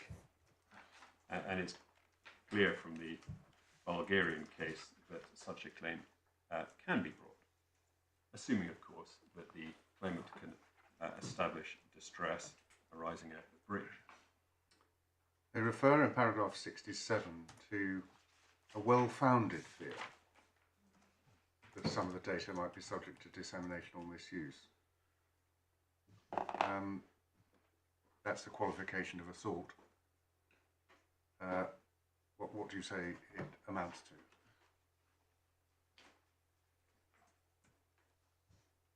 Well, it seemed to rule out a fanciful concern that was completely unreal. Well, that is introducing a qualification which does not appear in the legislation. As a matter of fact, a claimant who alleges distress arising out of a completely fanciful risk may have trouble persuading a court that there is genuine distress arising out of the breach, and one can certainly see that, but it's not itself a qualification within the legislation, which simply requires the three steps that I've outlined, and indeed Lord Leggett outlined, of breach, causation and proof of non-material damage. Well, they go on in 68 to contrast a purely hypothetical risk of misuse which cannot give rise to compensation. So that seems to be the dichotomy. Well-founded on the one hand, well-founded fear, but on the other hand, a fear founded on a purely hypothetical risk cannot give rise to compensation, apparently because it isn't damage. But on the facts of the case, that the hypothetical risk they're talking about is a risk that could not have eventuated because it's known at the time of breach that the document had been recovered. Yeah, well, they're not obviously ruling on the facts of the case. They're identifying the principles. Understood. They're in paragraph 68, they're talking about a situation, or they at least mention a situation, where no third party became aware of the personal data at issue. I'm not clear whether on the facts of this case, the case we're looking at, it was established that the third party didn't become aware of it. It's a very short period in which there was an opportunity to do so. I think that is... Third party gets the documents and the goods, goes away. Within half an hour, they're both retrieved. But Yes, the question is posed by the referring court.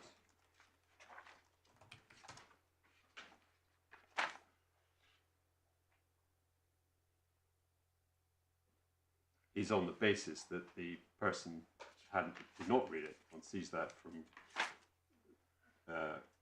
paragraph 28, question 5. yes, even if it seems, yes. Maybe some language difficulties. Anyway, thank you.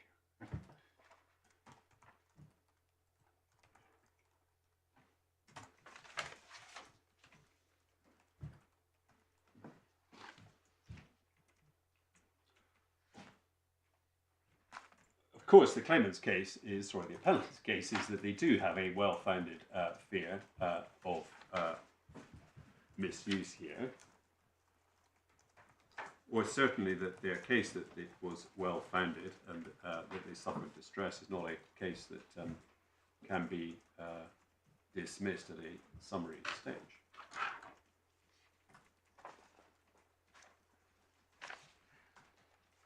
So in summary, in relation to whether there is a threshold, submit that there's nothing in the regulation to support the existence of a threshold, and the domestic case law does not support the existence of a threshold, and the Court of Justice has said there is no such threshold. In any event, the appellant's submission is that if there is a threshold, the issue, whether it's crossed, can only be properly resolved at trial.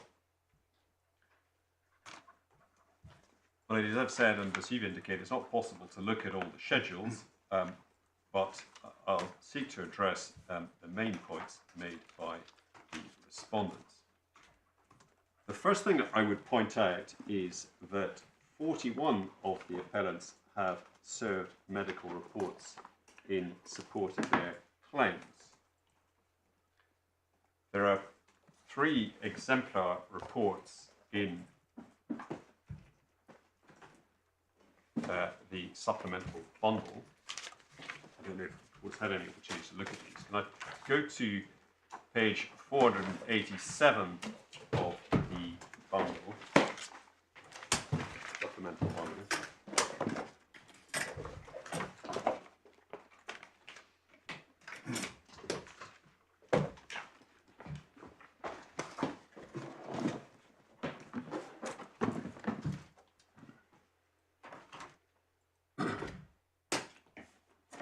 Which is a report from a psychologist, Dr. Rosalie Hughes, in relation to Claimant 317, who's a Mr. Simmons.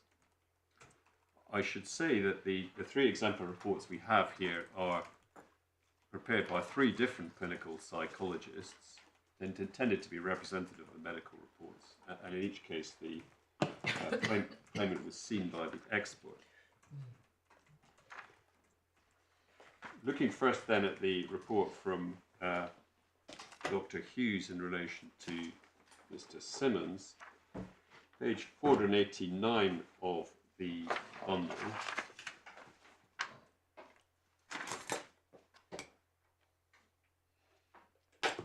One sees the summary and the diagnosis.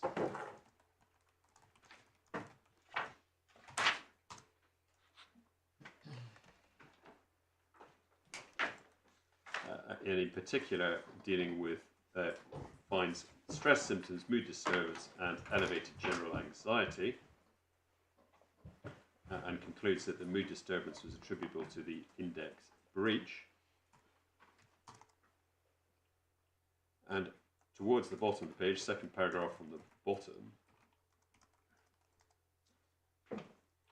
concludes that the claimant had suffered from clinically significant distress or impairment of functioning. Sorry, where were you reading for that? Clinic. Oh yes, I see. Last but one paragraph. Yes, that's right. Penultimate paragraph of 489. On the following page at 2.2, details are given of the duration of the symptoms.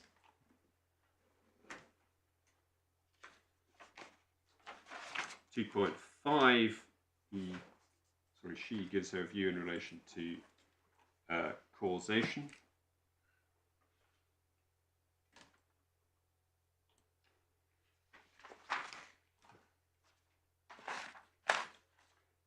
At 492, towards the bottom of the page,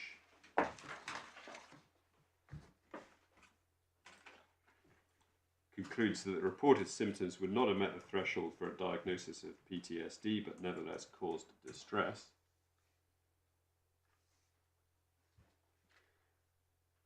Then on the following page, one sees at 7.3 the anxiety-related symptoms about which a complaint was made.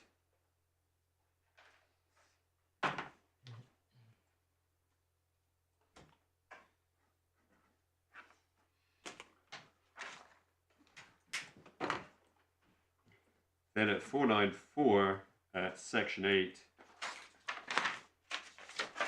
an explanation from the claimant as to why he didn't initially consult his GP. And you know what is said there about the macho culture in the police, that is reported by this claimant.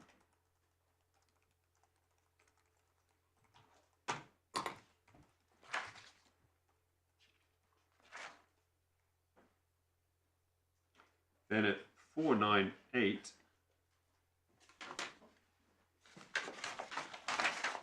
section 13, the expert forms a view as to his reliability and veracity, and concludes, third paragraph down, no reason to doubt his veracity.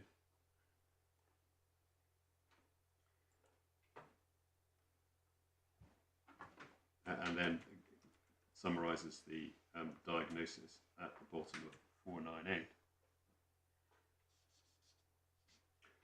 So this is a person who has been seen by a clinical psychologist who has formed the view that he is suffering from clinically significant distress as a result of the breach. And the report is from an independent expert, and we see the declaration at page 501.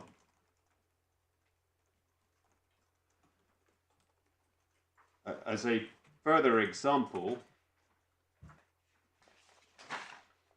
at 507 in the bundle, we see a report from a different psychologist, a Dr. Dix, in relation to a Mr. Daniels, who is claimant 380.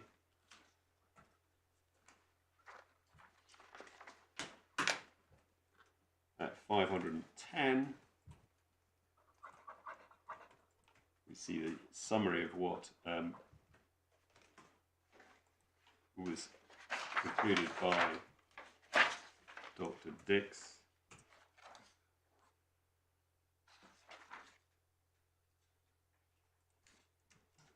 Conclusion of a depressive disorder.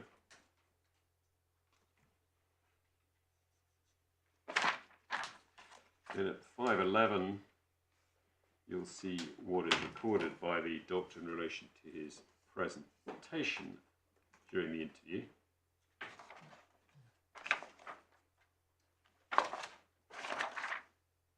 Sorry, 511 of the bundle, section 3 of the report. Oh, sorry.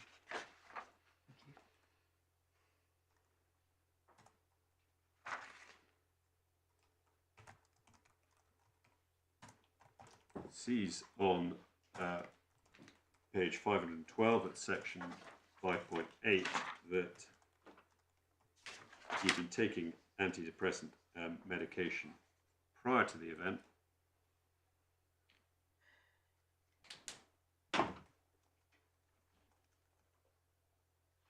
At 513, there's a description of why the claimant in question was distressed.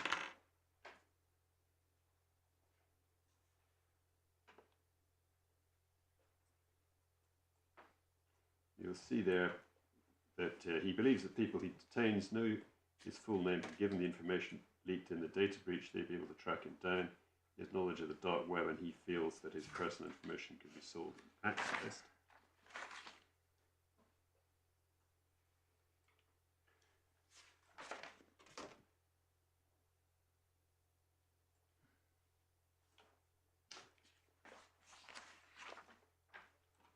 At 516,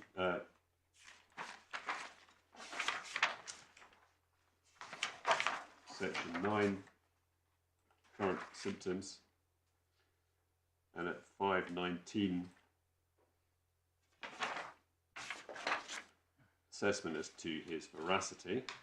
Again, a conclusion there's no reason to doubt his veracity.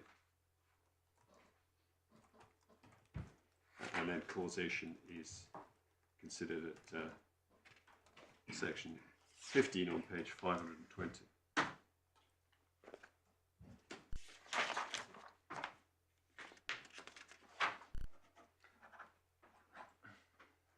I appreciate I cantered through that relatively quickly. There's a further report at 473 in relation to another claimant from a Dr. Willis. I'm not going to take you to that. But I do submit that the relevance of this medical evidence goes beyond the 41 appellants who have served and rely upon medical reports. The respondent's case is that it is impossible that a breach of this type could give rise to distress. In essence, as they put it in their skeleton argument, their case is that the appellants are making it up. However, it is plain that several clinical psychologists evidently disagree with them. I appreciate that the court of trial wouldn't be obliged to accept the evidence of these psychologists, and I appreciate that there may be arguments as to causation in relation to particular symptoms.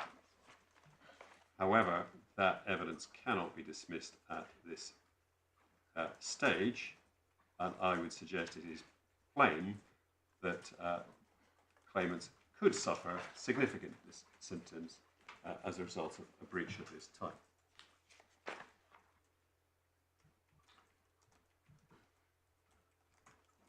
Can I go on to deal with the respondent's categorization of the claimants in their skeleton arguments?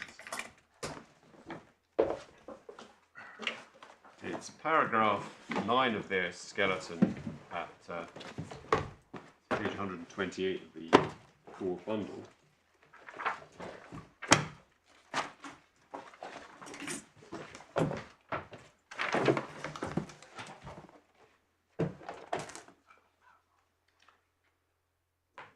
Sorry, paragraph 9 of the respondent's skeleton, page 128 of the bundle.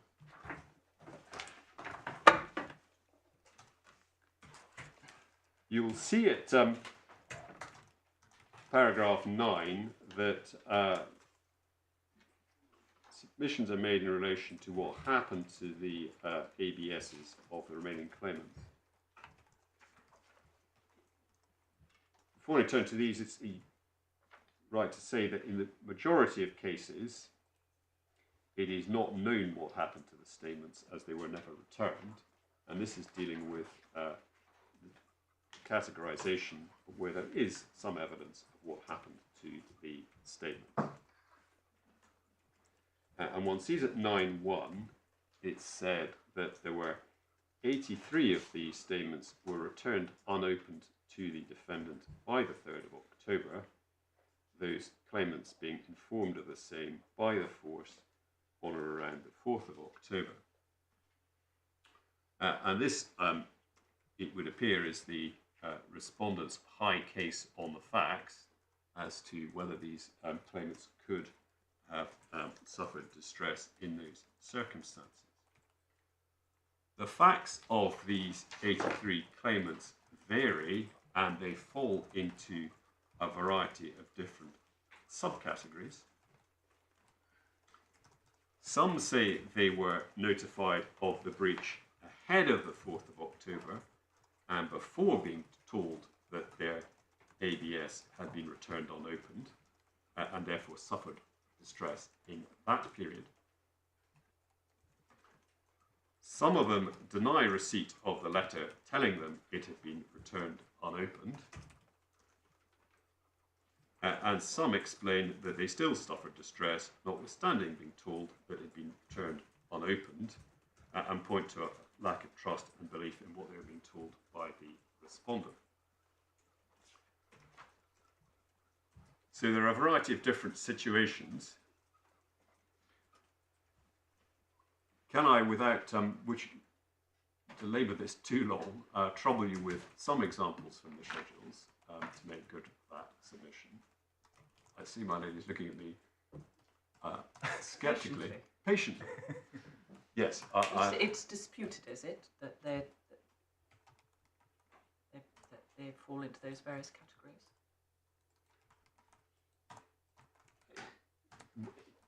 Well, I've sought to summarise the position. It is not. There is evidence that they were sent a letter on or about the 4th of October. Some of them, as I say, deny receiving that letter.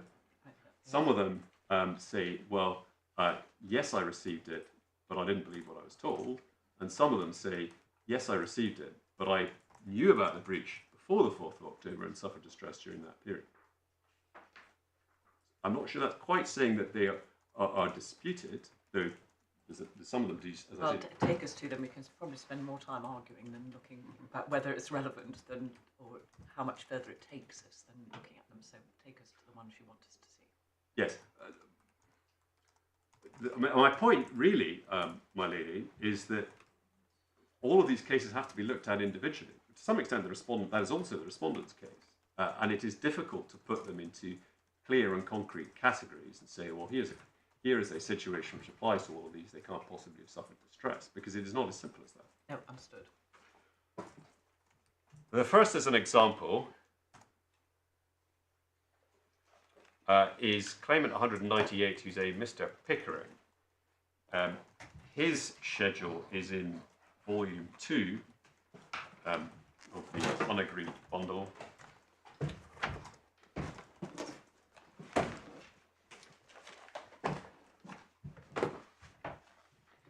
Starting at page 1095.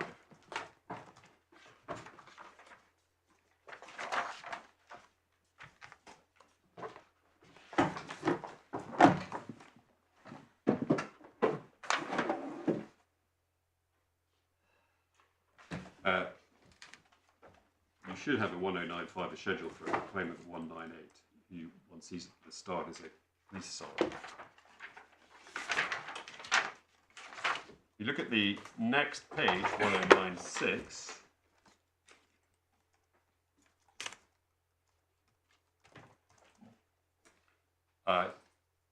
You will see it, question 6, paragraph 6, that his case is he wasn't informed that the ABS had been returned to the defendant or the force. And you'll see that he says that he was informed that the ABS had been sent to an address he'd not lived in for the last 18 years. And at 7.1,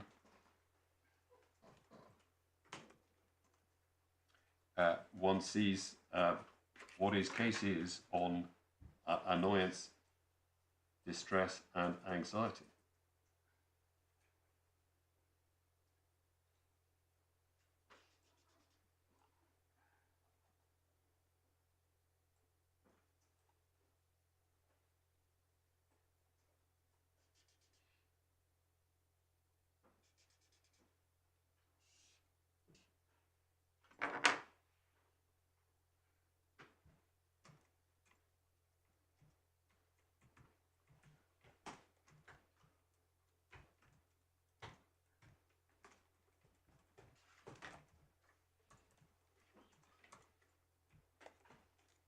that is a case, I'm not going to obviously read out what is said there, but not a case, I submit, that can be dismissed at a summary stage.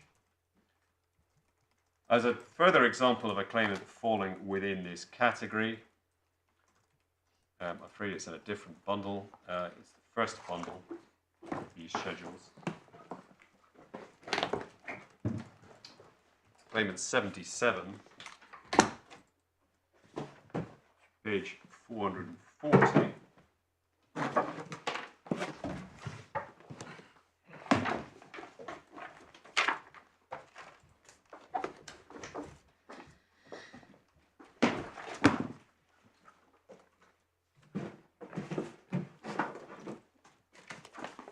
Starts at 439.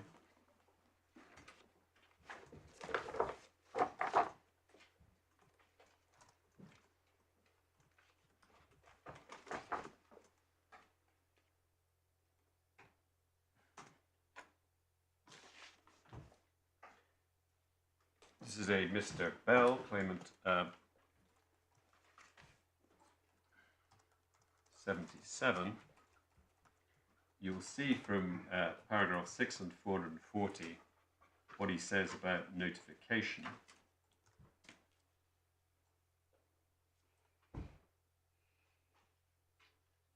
That he received an email towards the end of 2019 advising him of the breach, and received a further email a short time after stating that his statement had been returned unopened, and that he had at no time seen the unopened envelope.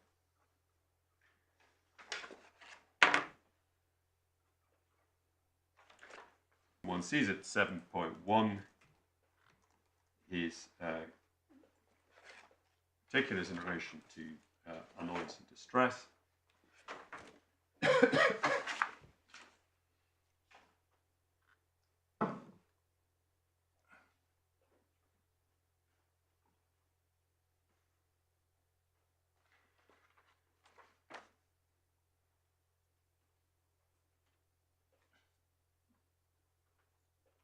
And you'll see the third paragraph on 441, what he says about moving to a new department investigating county lines and drugs.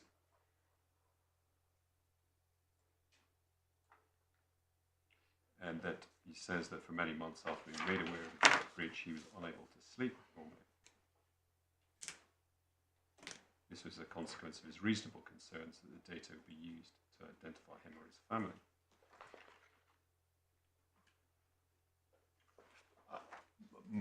I don't want to labour the point, but again, this is an example of a set of factual assertions that cannot be dismissed as at this stage, and nor are they the type of case that the judge thought could be dismissed at a preliminary stage.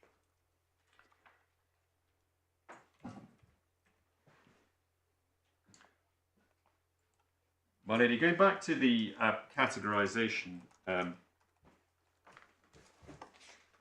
to paragraph 9 of the skeleton argument. Yes, sorry, that's right. That paragraph 9 of the skeleton.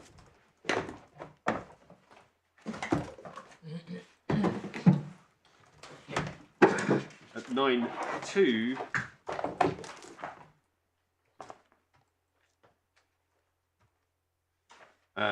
there's a reference to 18 of the statements were returned unopened after the 3rd of October, and the claimant's solicitors were informed about that in March 21. Again, I could go through a variety of claimants who fall into this category. I will try not to try your patience more than is the point of reaching its unbending point, but let me just give you one falling into this category, which is claimant 144, whose schedule is at page 816 of the second bundle.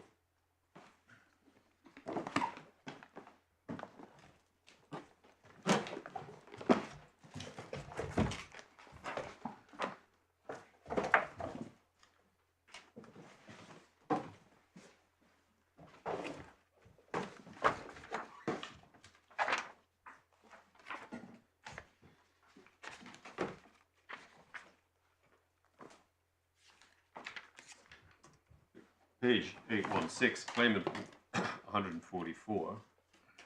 He's a Sapna Patel.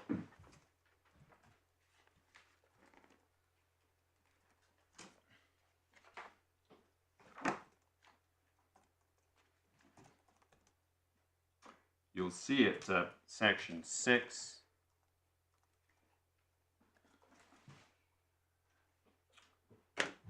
What is said about the notification. You'll see that in this case, the claimant says she was advised by the defendant to make inquiries on her own behalf. I appreciate that's not what the FAQs said, but that's her position. And you'll see what's said in 7.1 onwards about her case on annoyance and distress.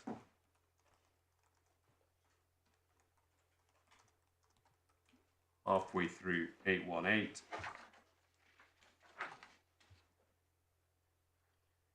she points out that she remains distressed at the ongoing potential misuse of her personal information. Although she does not anticipate it was the case, there is nothing to prevent the recipient from copying down her personal details for future use. The claimant remains anxious that her details could be misused in the future. She points out at the foot of 818 that her family are identifiably diverse.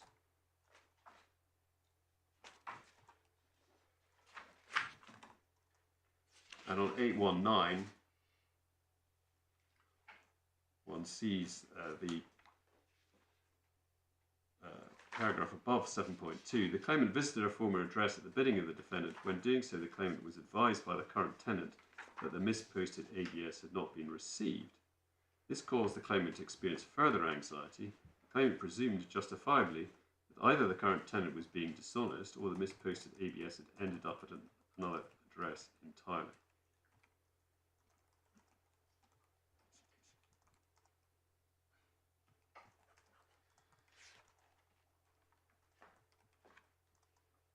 Struck me that there's not a perfect match between the master particulars of claim in relation to damage, paragraph 12, even as it's proposed to amend them, and some of these schedules, because what's left in the master particulars are really two things: fear of what might happen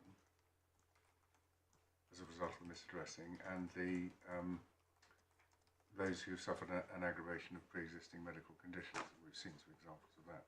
Here we've got considerable annoyance at the incompetence and high-handed attitude. And those may or may not be recoverable heads of claim, but it's not clear that they're in the master particulars. Yes, but my lord, with respect to that, I mean, generic particulars of claim can never set out. I appreciate this isn't a group action, but can't set out every particular of loss suffered by the individual claimants. They set out what are generically claimed by all of them. That doesn't prevent the court or the individual claimant from setting out particulars of what their case is on distress, and indeed that is what's been done through these schedules. So it can't be said that the respondent doesn't know what the case is of claimant 144 in relation to that. One way of analysing this would be that the individual particulars are details of the generic. But you're saying that the individual are extensions of the generic in some respects. Yes, and that is common with respect in relation to generic particulars and individual particulars. That the generic particulars only set out a generic allegation adopted by all of them. That doesn't stop the individuals adopting additional particulars set out in their schedule. That I'd submit is procedurally what is intended here. I'd put it another way, my lord, that if all of the symptoms or just damage could be stated in the generic particulars, there would be no point in having the individual. My point wasn't that you have to detail everything in the generic, because obviously not everything will be common to everyone. But I thought the purpose of the generic was to state those things that are common, and then with the details of them coming later. I'm not sure it matters very much, but I've got your submission. Yes.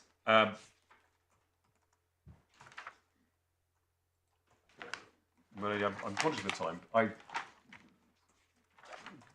was going to go through individual schedules for each of the respondents' categories, and I could do if time permits. But what I do wish to take you to is one further example which falls within Mr. Sharland's 6th category. Thank you. So he's going back to paragraph 9 of his skeleton. I mean, do feel free just to give us the claimant numbers or the page numbers of any ones in addition to the one you're going to take us to that you'd like us to look at later. Well, if I may, just though I emphasise, with the risk of repeating myself, that all of these cases are individual. Yes, well, we have that point. In terms of the 2nd category, that's the 18 who were informed in 21 that they'd been returned unopened. Another example is claimant 412, who is a Gillian Dover, whose schedule appears in the 4th of the unagreed bundles at page 2307. Thank you.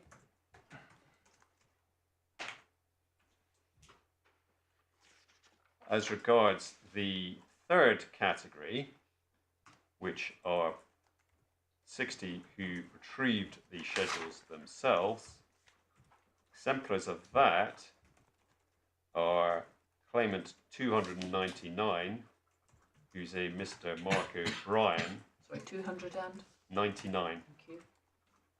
Page. 3rd bundle at page 1647. And claimant 459, who is a Mr. Brooks, who is the 4th bundle at page 2597. Sorry, for my note, could you give me the one, your second example of the category in paragraph 9.2, the 18 that were returned unopened after October. What was the claimant's number? 412, a Gillian Dover. Thank you.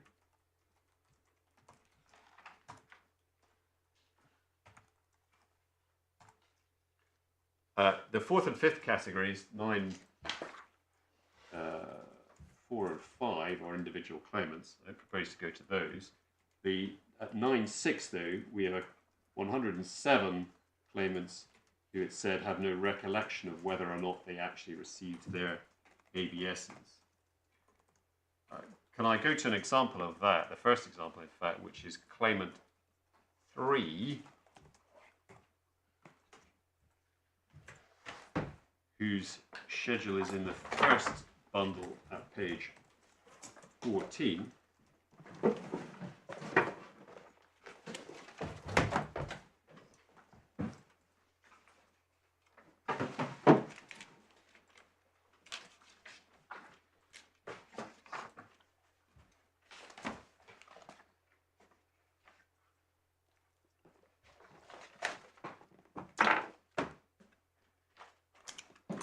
Page 14, Claimant 3, as I say, it's a Mr. Boniface. Look at the 2nd page of the schedule, page 15 of the bundle.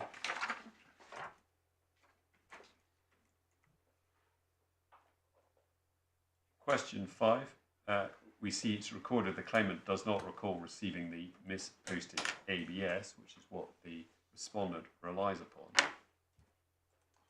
But it's plain when you read the schedule, what he means by I don't recall receiving it is I have no memory of receiving it and don't think I did. That is plain from what you see at section 7.1.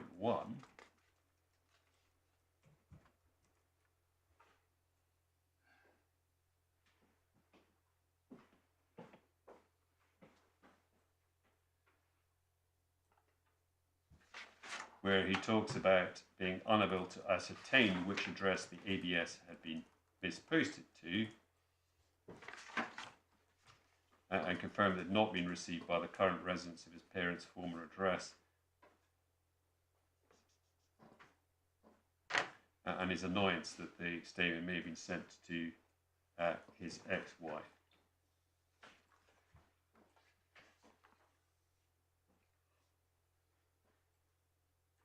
And he goes on to say what he says about distress. General slight distress. Yes.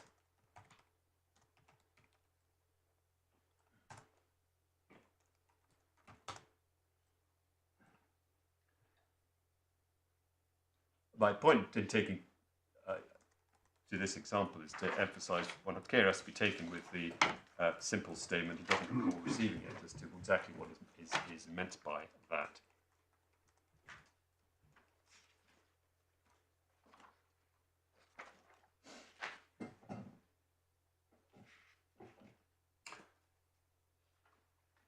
That's what I propose in relation to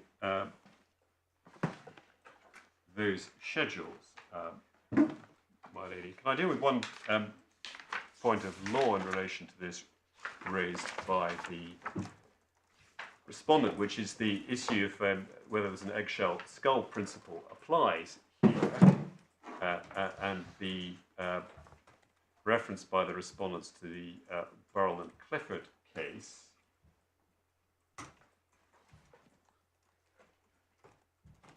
Which is at tab 16 of the authorities bundle.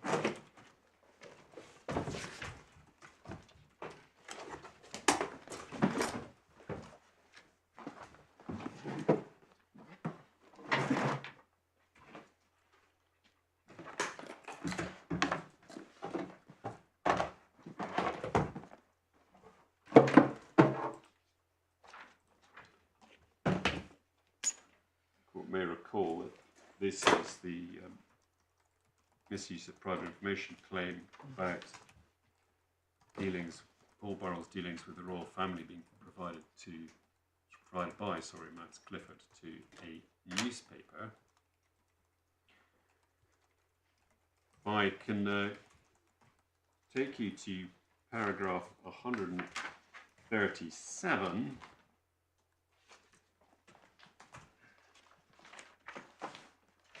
Page 366.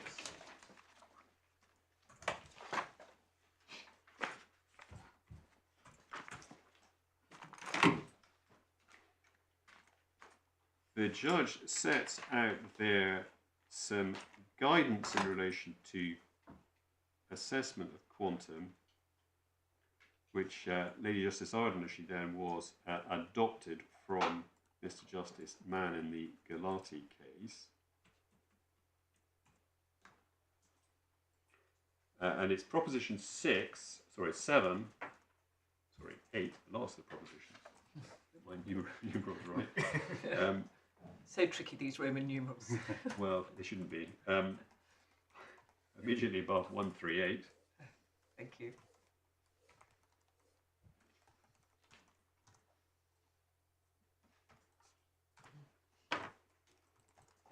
Where we see the principle that the extent of the damage may be claimant specific. A thinner skinned individual may be caused more upset and therefore receive more compensation than a thinner skinned individual who is subject to the same intrusion.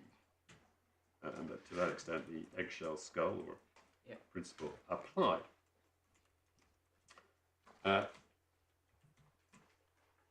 What the respondent relies upon is the further thoughts by the judge in relation to that principle at 140 to 142.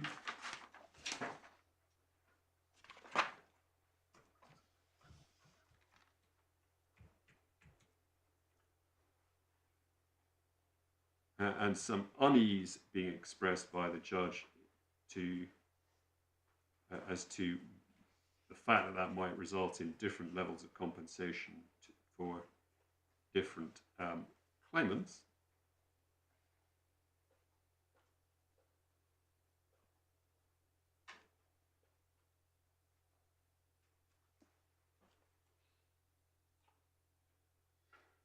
But although he makes those observations,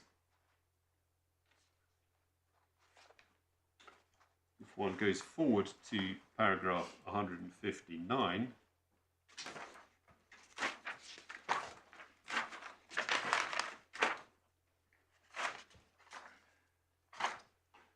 it is clear he applies the principle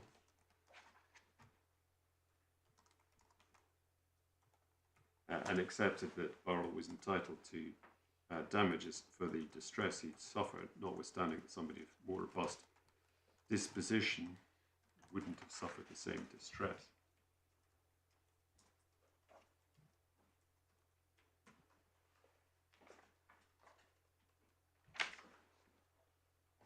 Well, can I, and I'm conscious of the time, turn to the second ground relied upon by the respondent, which is the abuse Jamil point. The principles are set out in the judge's judgment at paragraph 111.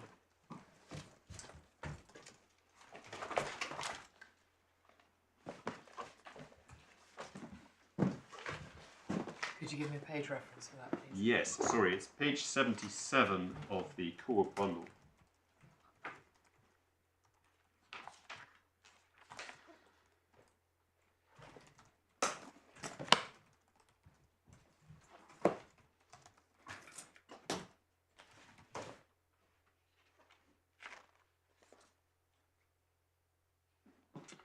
So at paragraph 111 onwards, he sets out the relevant principles in relation to the Jamil jurisdiction, notes that it can only be used in exceptional cases. We see that 11.2.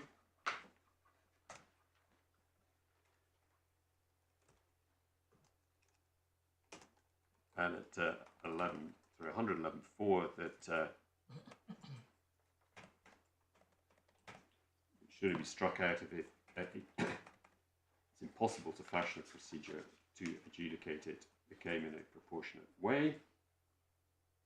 At 113, the Al-Saifi case, simply because a claim is only worth £50, that is not a reason for not allowing it to continue. At 115, he refers to the Mariana case in relation to a group action,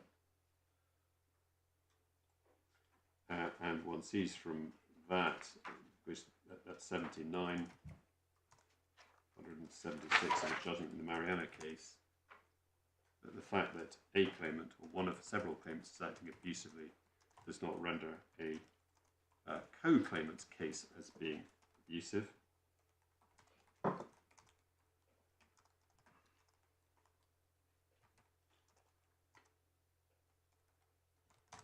We treat it as axiomatic that a claim brought by one claimant, which is not of itself abusive, but cannot become abusive merely because other claimants have chosen to bring abusive claims. And then at 178, it's pointed out that it's been repeatedly stated it's only in clear and obvious cases that a case should be struck out as being an abuse. Only one other authority in relation to the principles I'd seek to take you to, which is a recent decision of this court in Muin Udin, which is at tab 33 of the authorities bundle.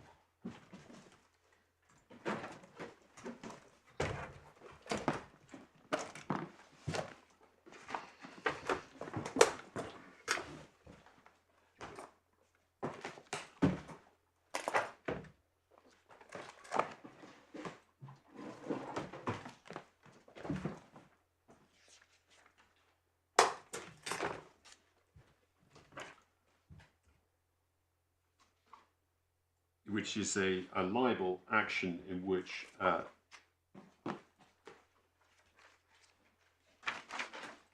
application was brought to strike out the case on both Hunter abuse principles and Jamil abuse principles. Parts that I would seek to take you to in the judgment are, first of all, paragraph 42.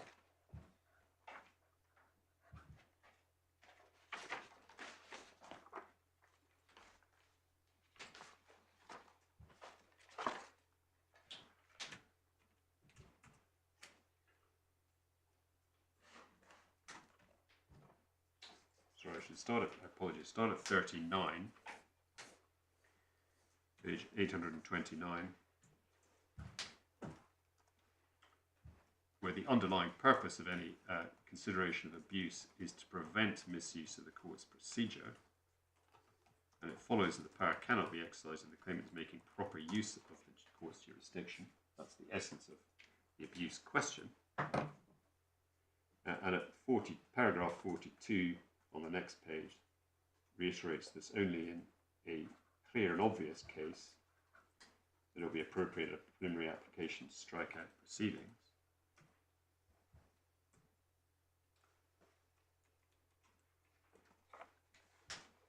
This is the general principle underlying the doctrine of abuse of process, not it is specific to Jamil.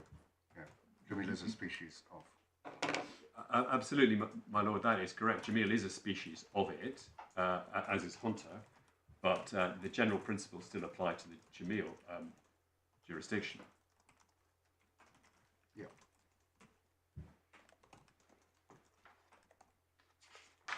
And paragraph 81, I would ask you to look at on page 841.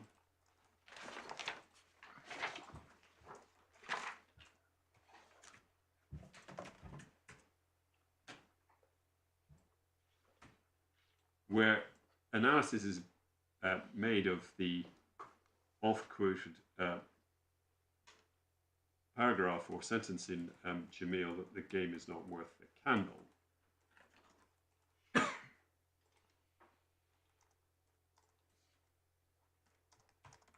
And we see Lord Reed points out that although Lord Phillips' use of the metaphor that the game was not worth a candle seems to have given rise to that. Sorry, I should have started the previous sentence. The second point to note is that the dicta of Lord Phillips and the explanation of Jamil given by Lord Sumption in Lahoe did not import a test based upon weighing the value of the claim against the cost of the proceeding. Though the metaphor the game was not worth a candle seems to have given rise to that misapprehension, the point of the metaphor is to underline the trivial nature of what is at stake. The dicta focused upon the question whether the damage to the claimant's reputation was shown to be so trivial that pleadings could not be regarded as serving the legitimate purpose of protecting the claimant's reputation, with the consequence that the interference with the defendant's freedom of expression could not be said to be necessary.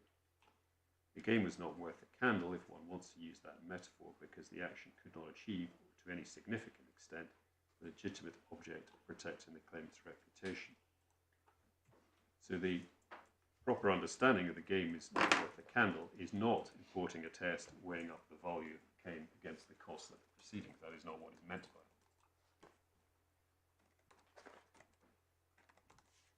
So far as this case is concerned and the application of those principles, the judge concluded that a proportionate way could be found to try the 14 claims that were not struck out.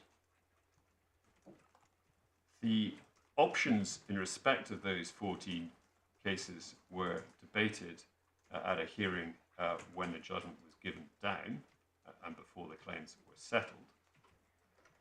The options included, and some of these are touched upon by the judge in his judgment, trying liability as a preliminary issue or trying a small number of test cases. And those were viable and proportionate options in the judge's view for 14 cases. They would, we submit, be equally viable options for a group of over 400 claimants. Indeed, even more viable and proportionate as having over 400 claims would reduce the costs or the proportion of the costs of a trial of test cases as a proportion of the total value of the claim. And if a proportionate way can be found to try 14 claims, it must be possible to try 431 claims arising out of the same breach in a proportionate way. You will have seen from our skeleton that it's always been, and indeed from the judgment, that it's always been recognised by the appellants that these are low-value claims. The applicant's proposal at a pre-issue stage is to have a trial of test cases as a proportionate way of determining liability and trying sample cases on the quantum and loss issues. To facilitate that, the appellants produced master or generic particulars of the claim. The respondent's position, as you've seen, is always been that the appellants must provide full particulars of each of their claims, and we see that was accepted by Master Dagnall, hence his order. But a consequence of that decision has been to increase the costs, as was inevitable by having to produce over 400 schedules. A step that the respondents were entitled to take, but they cannot, having taken that step, properly complain about the costs of it. You'll have seen also from the judgment that the parties were directed to produce budgets, cost budgets, for a trial of lead cases, and the respondent's budget was slightly higher than the appellant's budget. The figures are given in paragraph 12 of the judgment. But in any event, we submit, if the court considers the costs are excessive, it has a power to disallow them or budget them. The correct course, however, we submit, is not to strike out the cases. Indeed, we submit that it would be a sad indictment of our legal system if a proportionate way could not be found to try the claims of over 400 people claiming damage arising out of the same breach, even if those claims are individually small.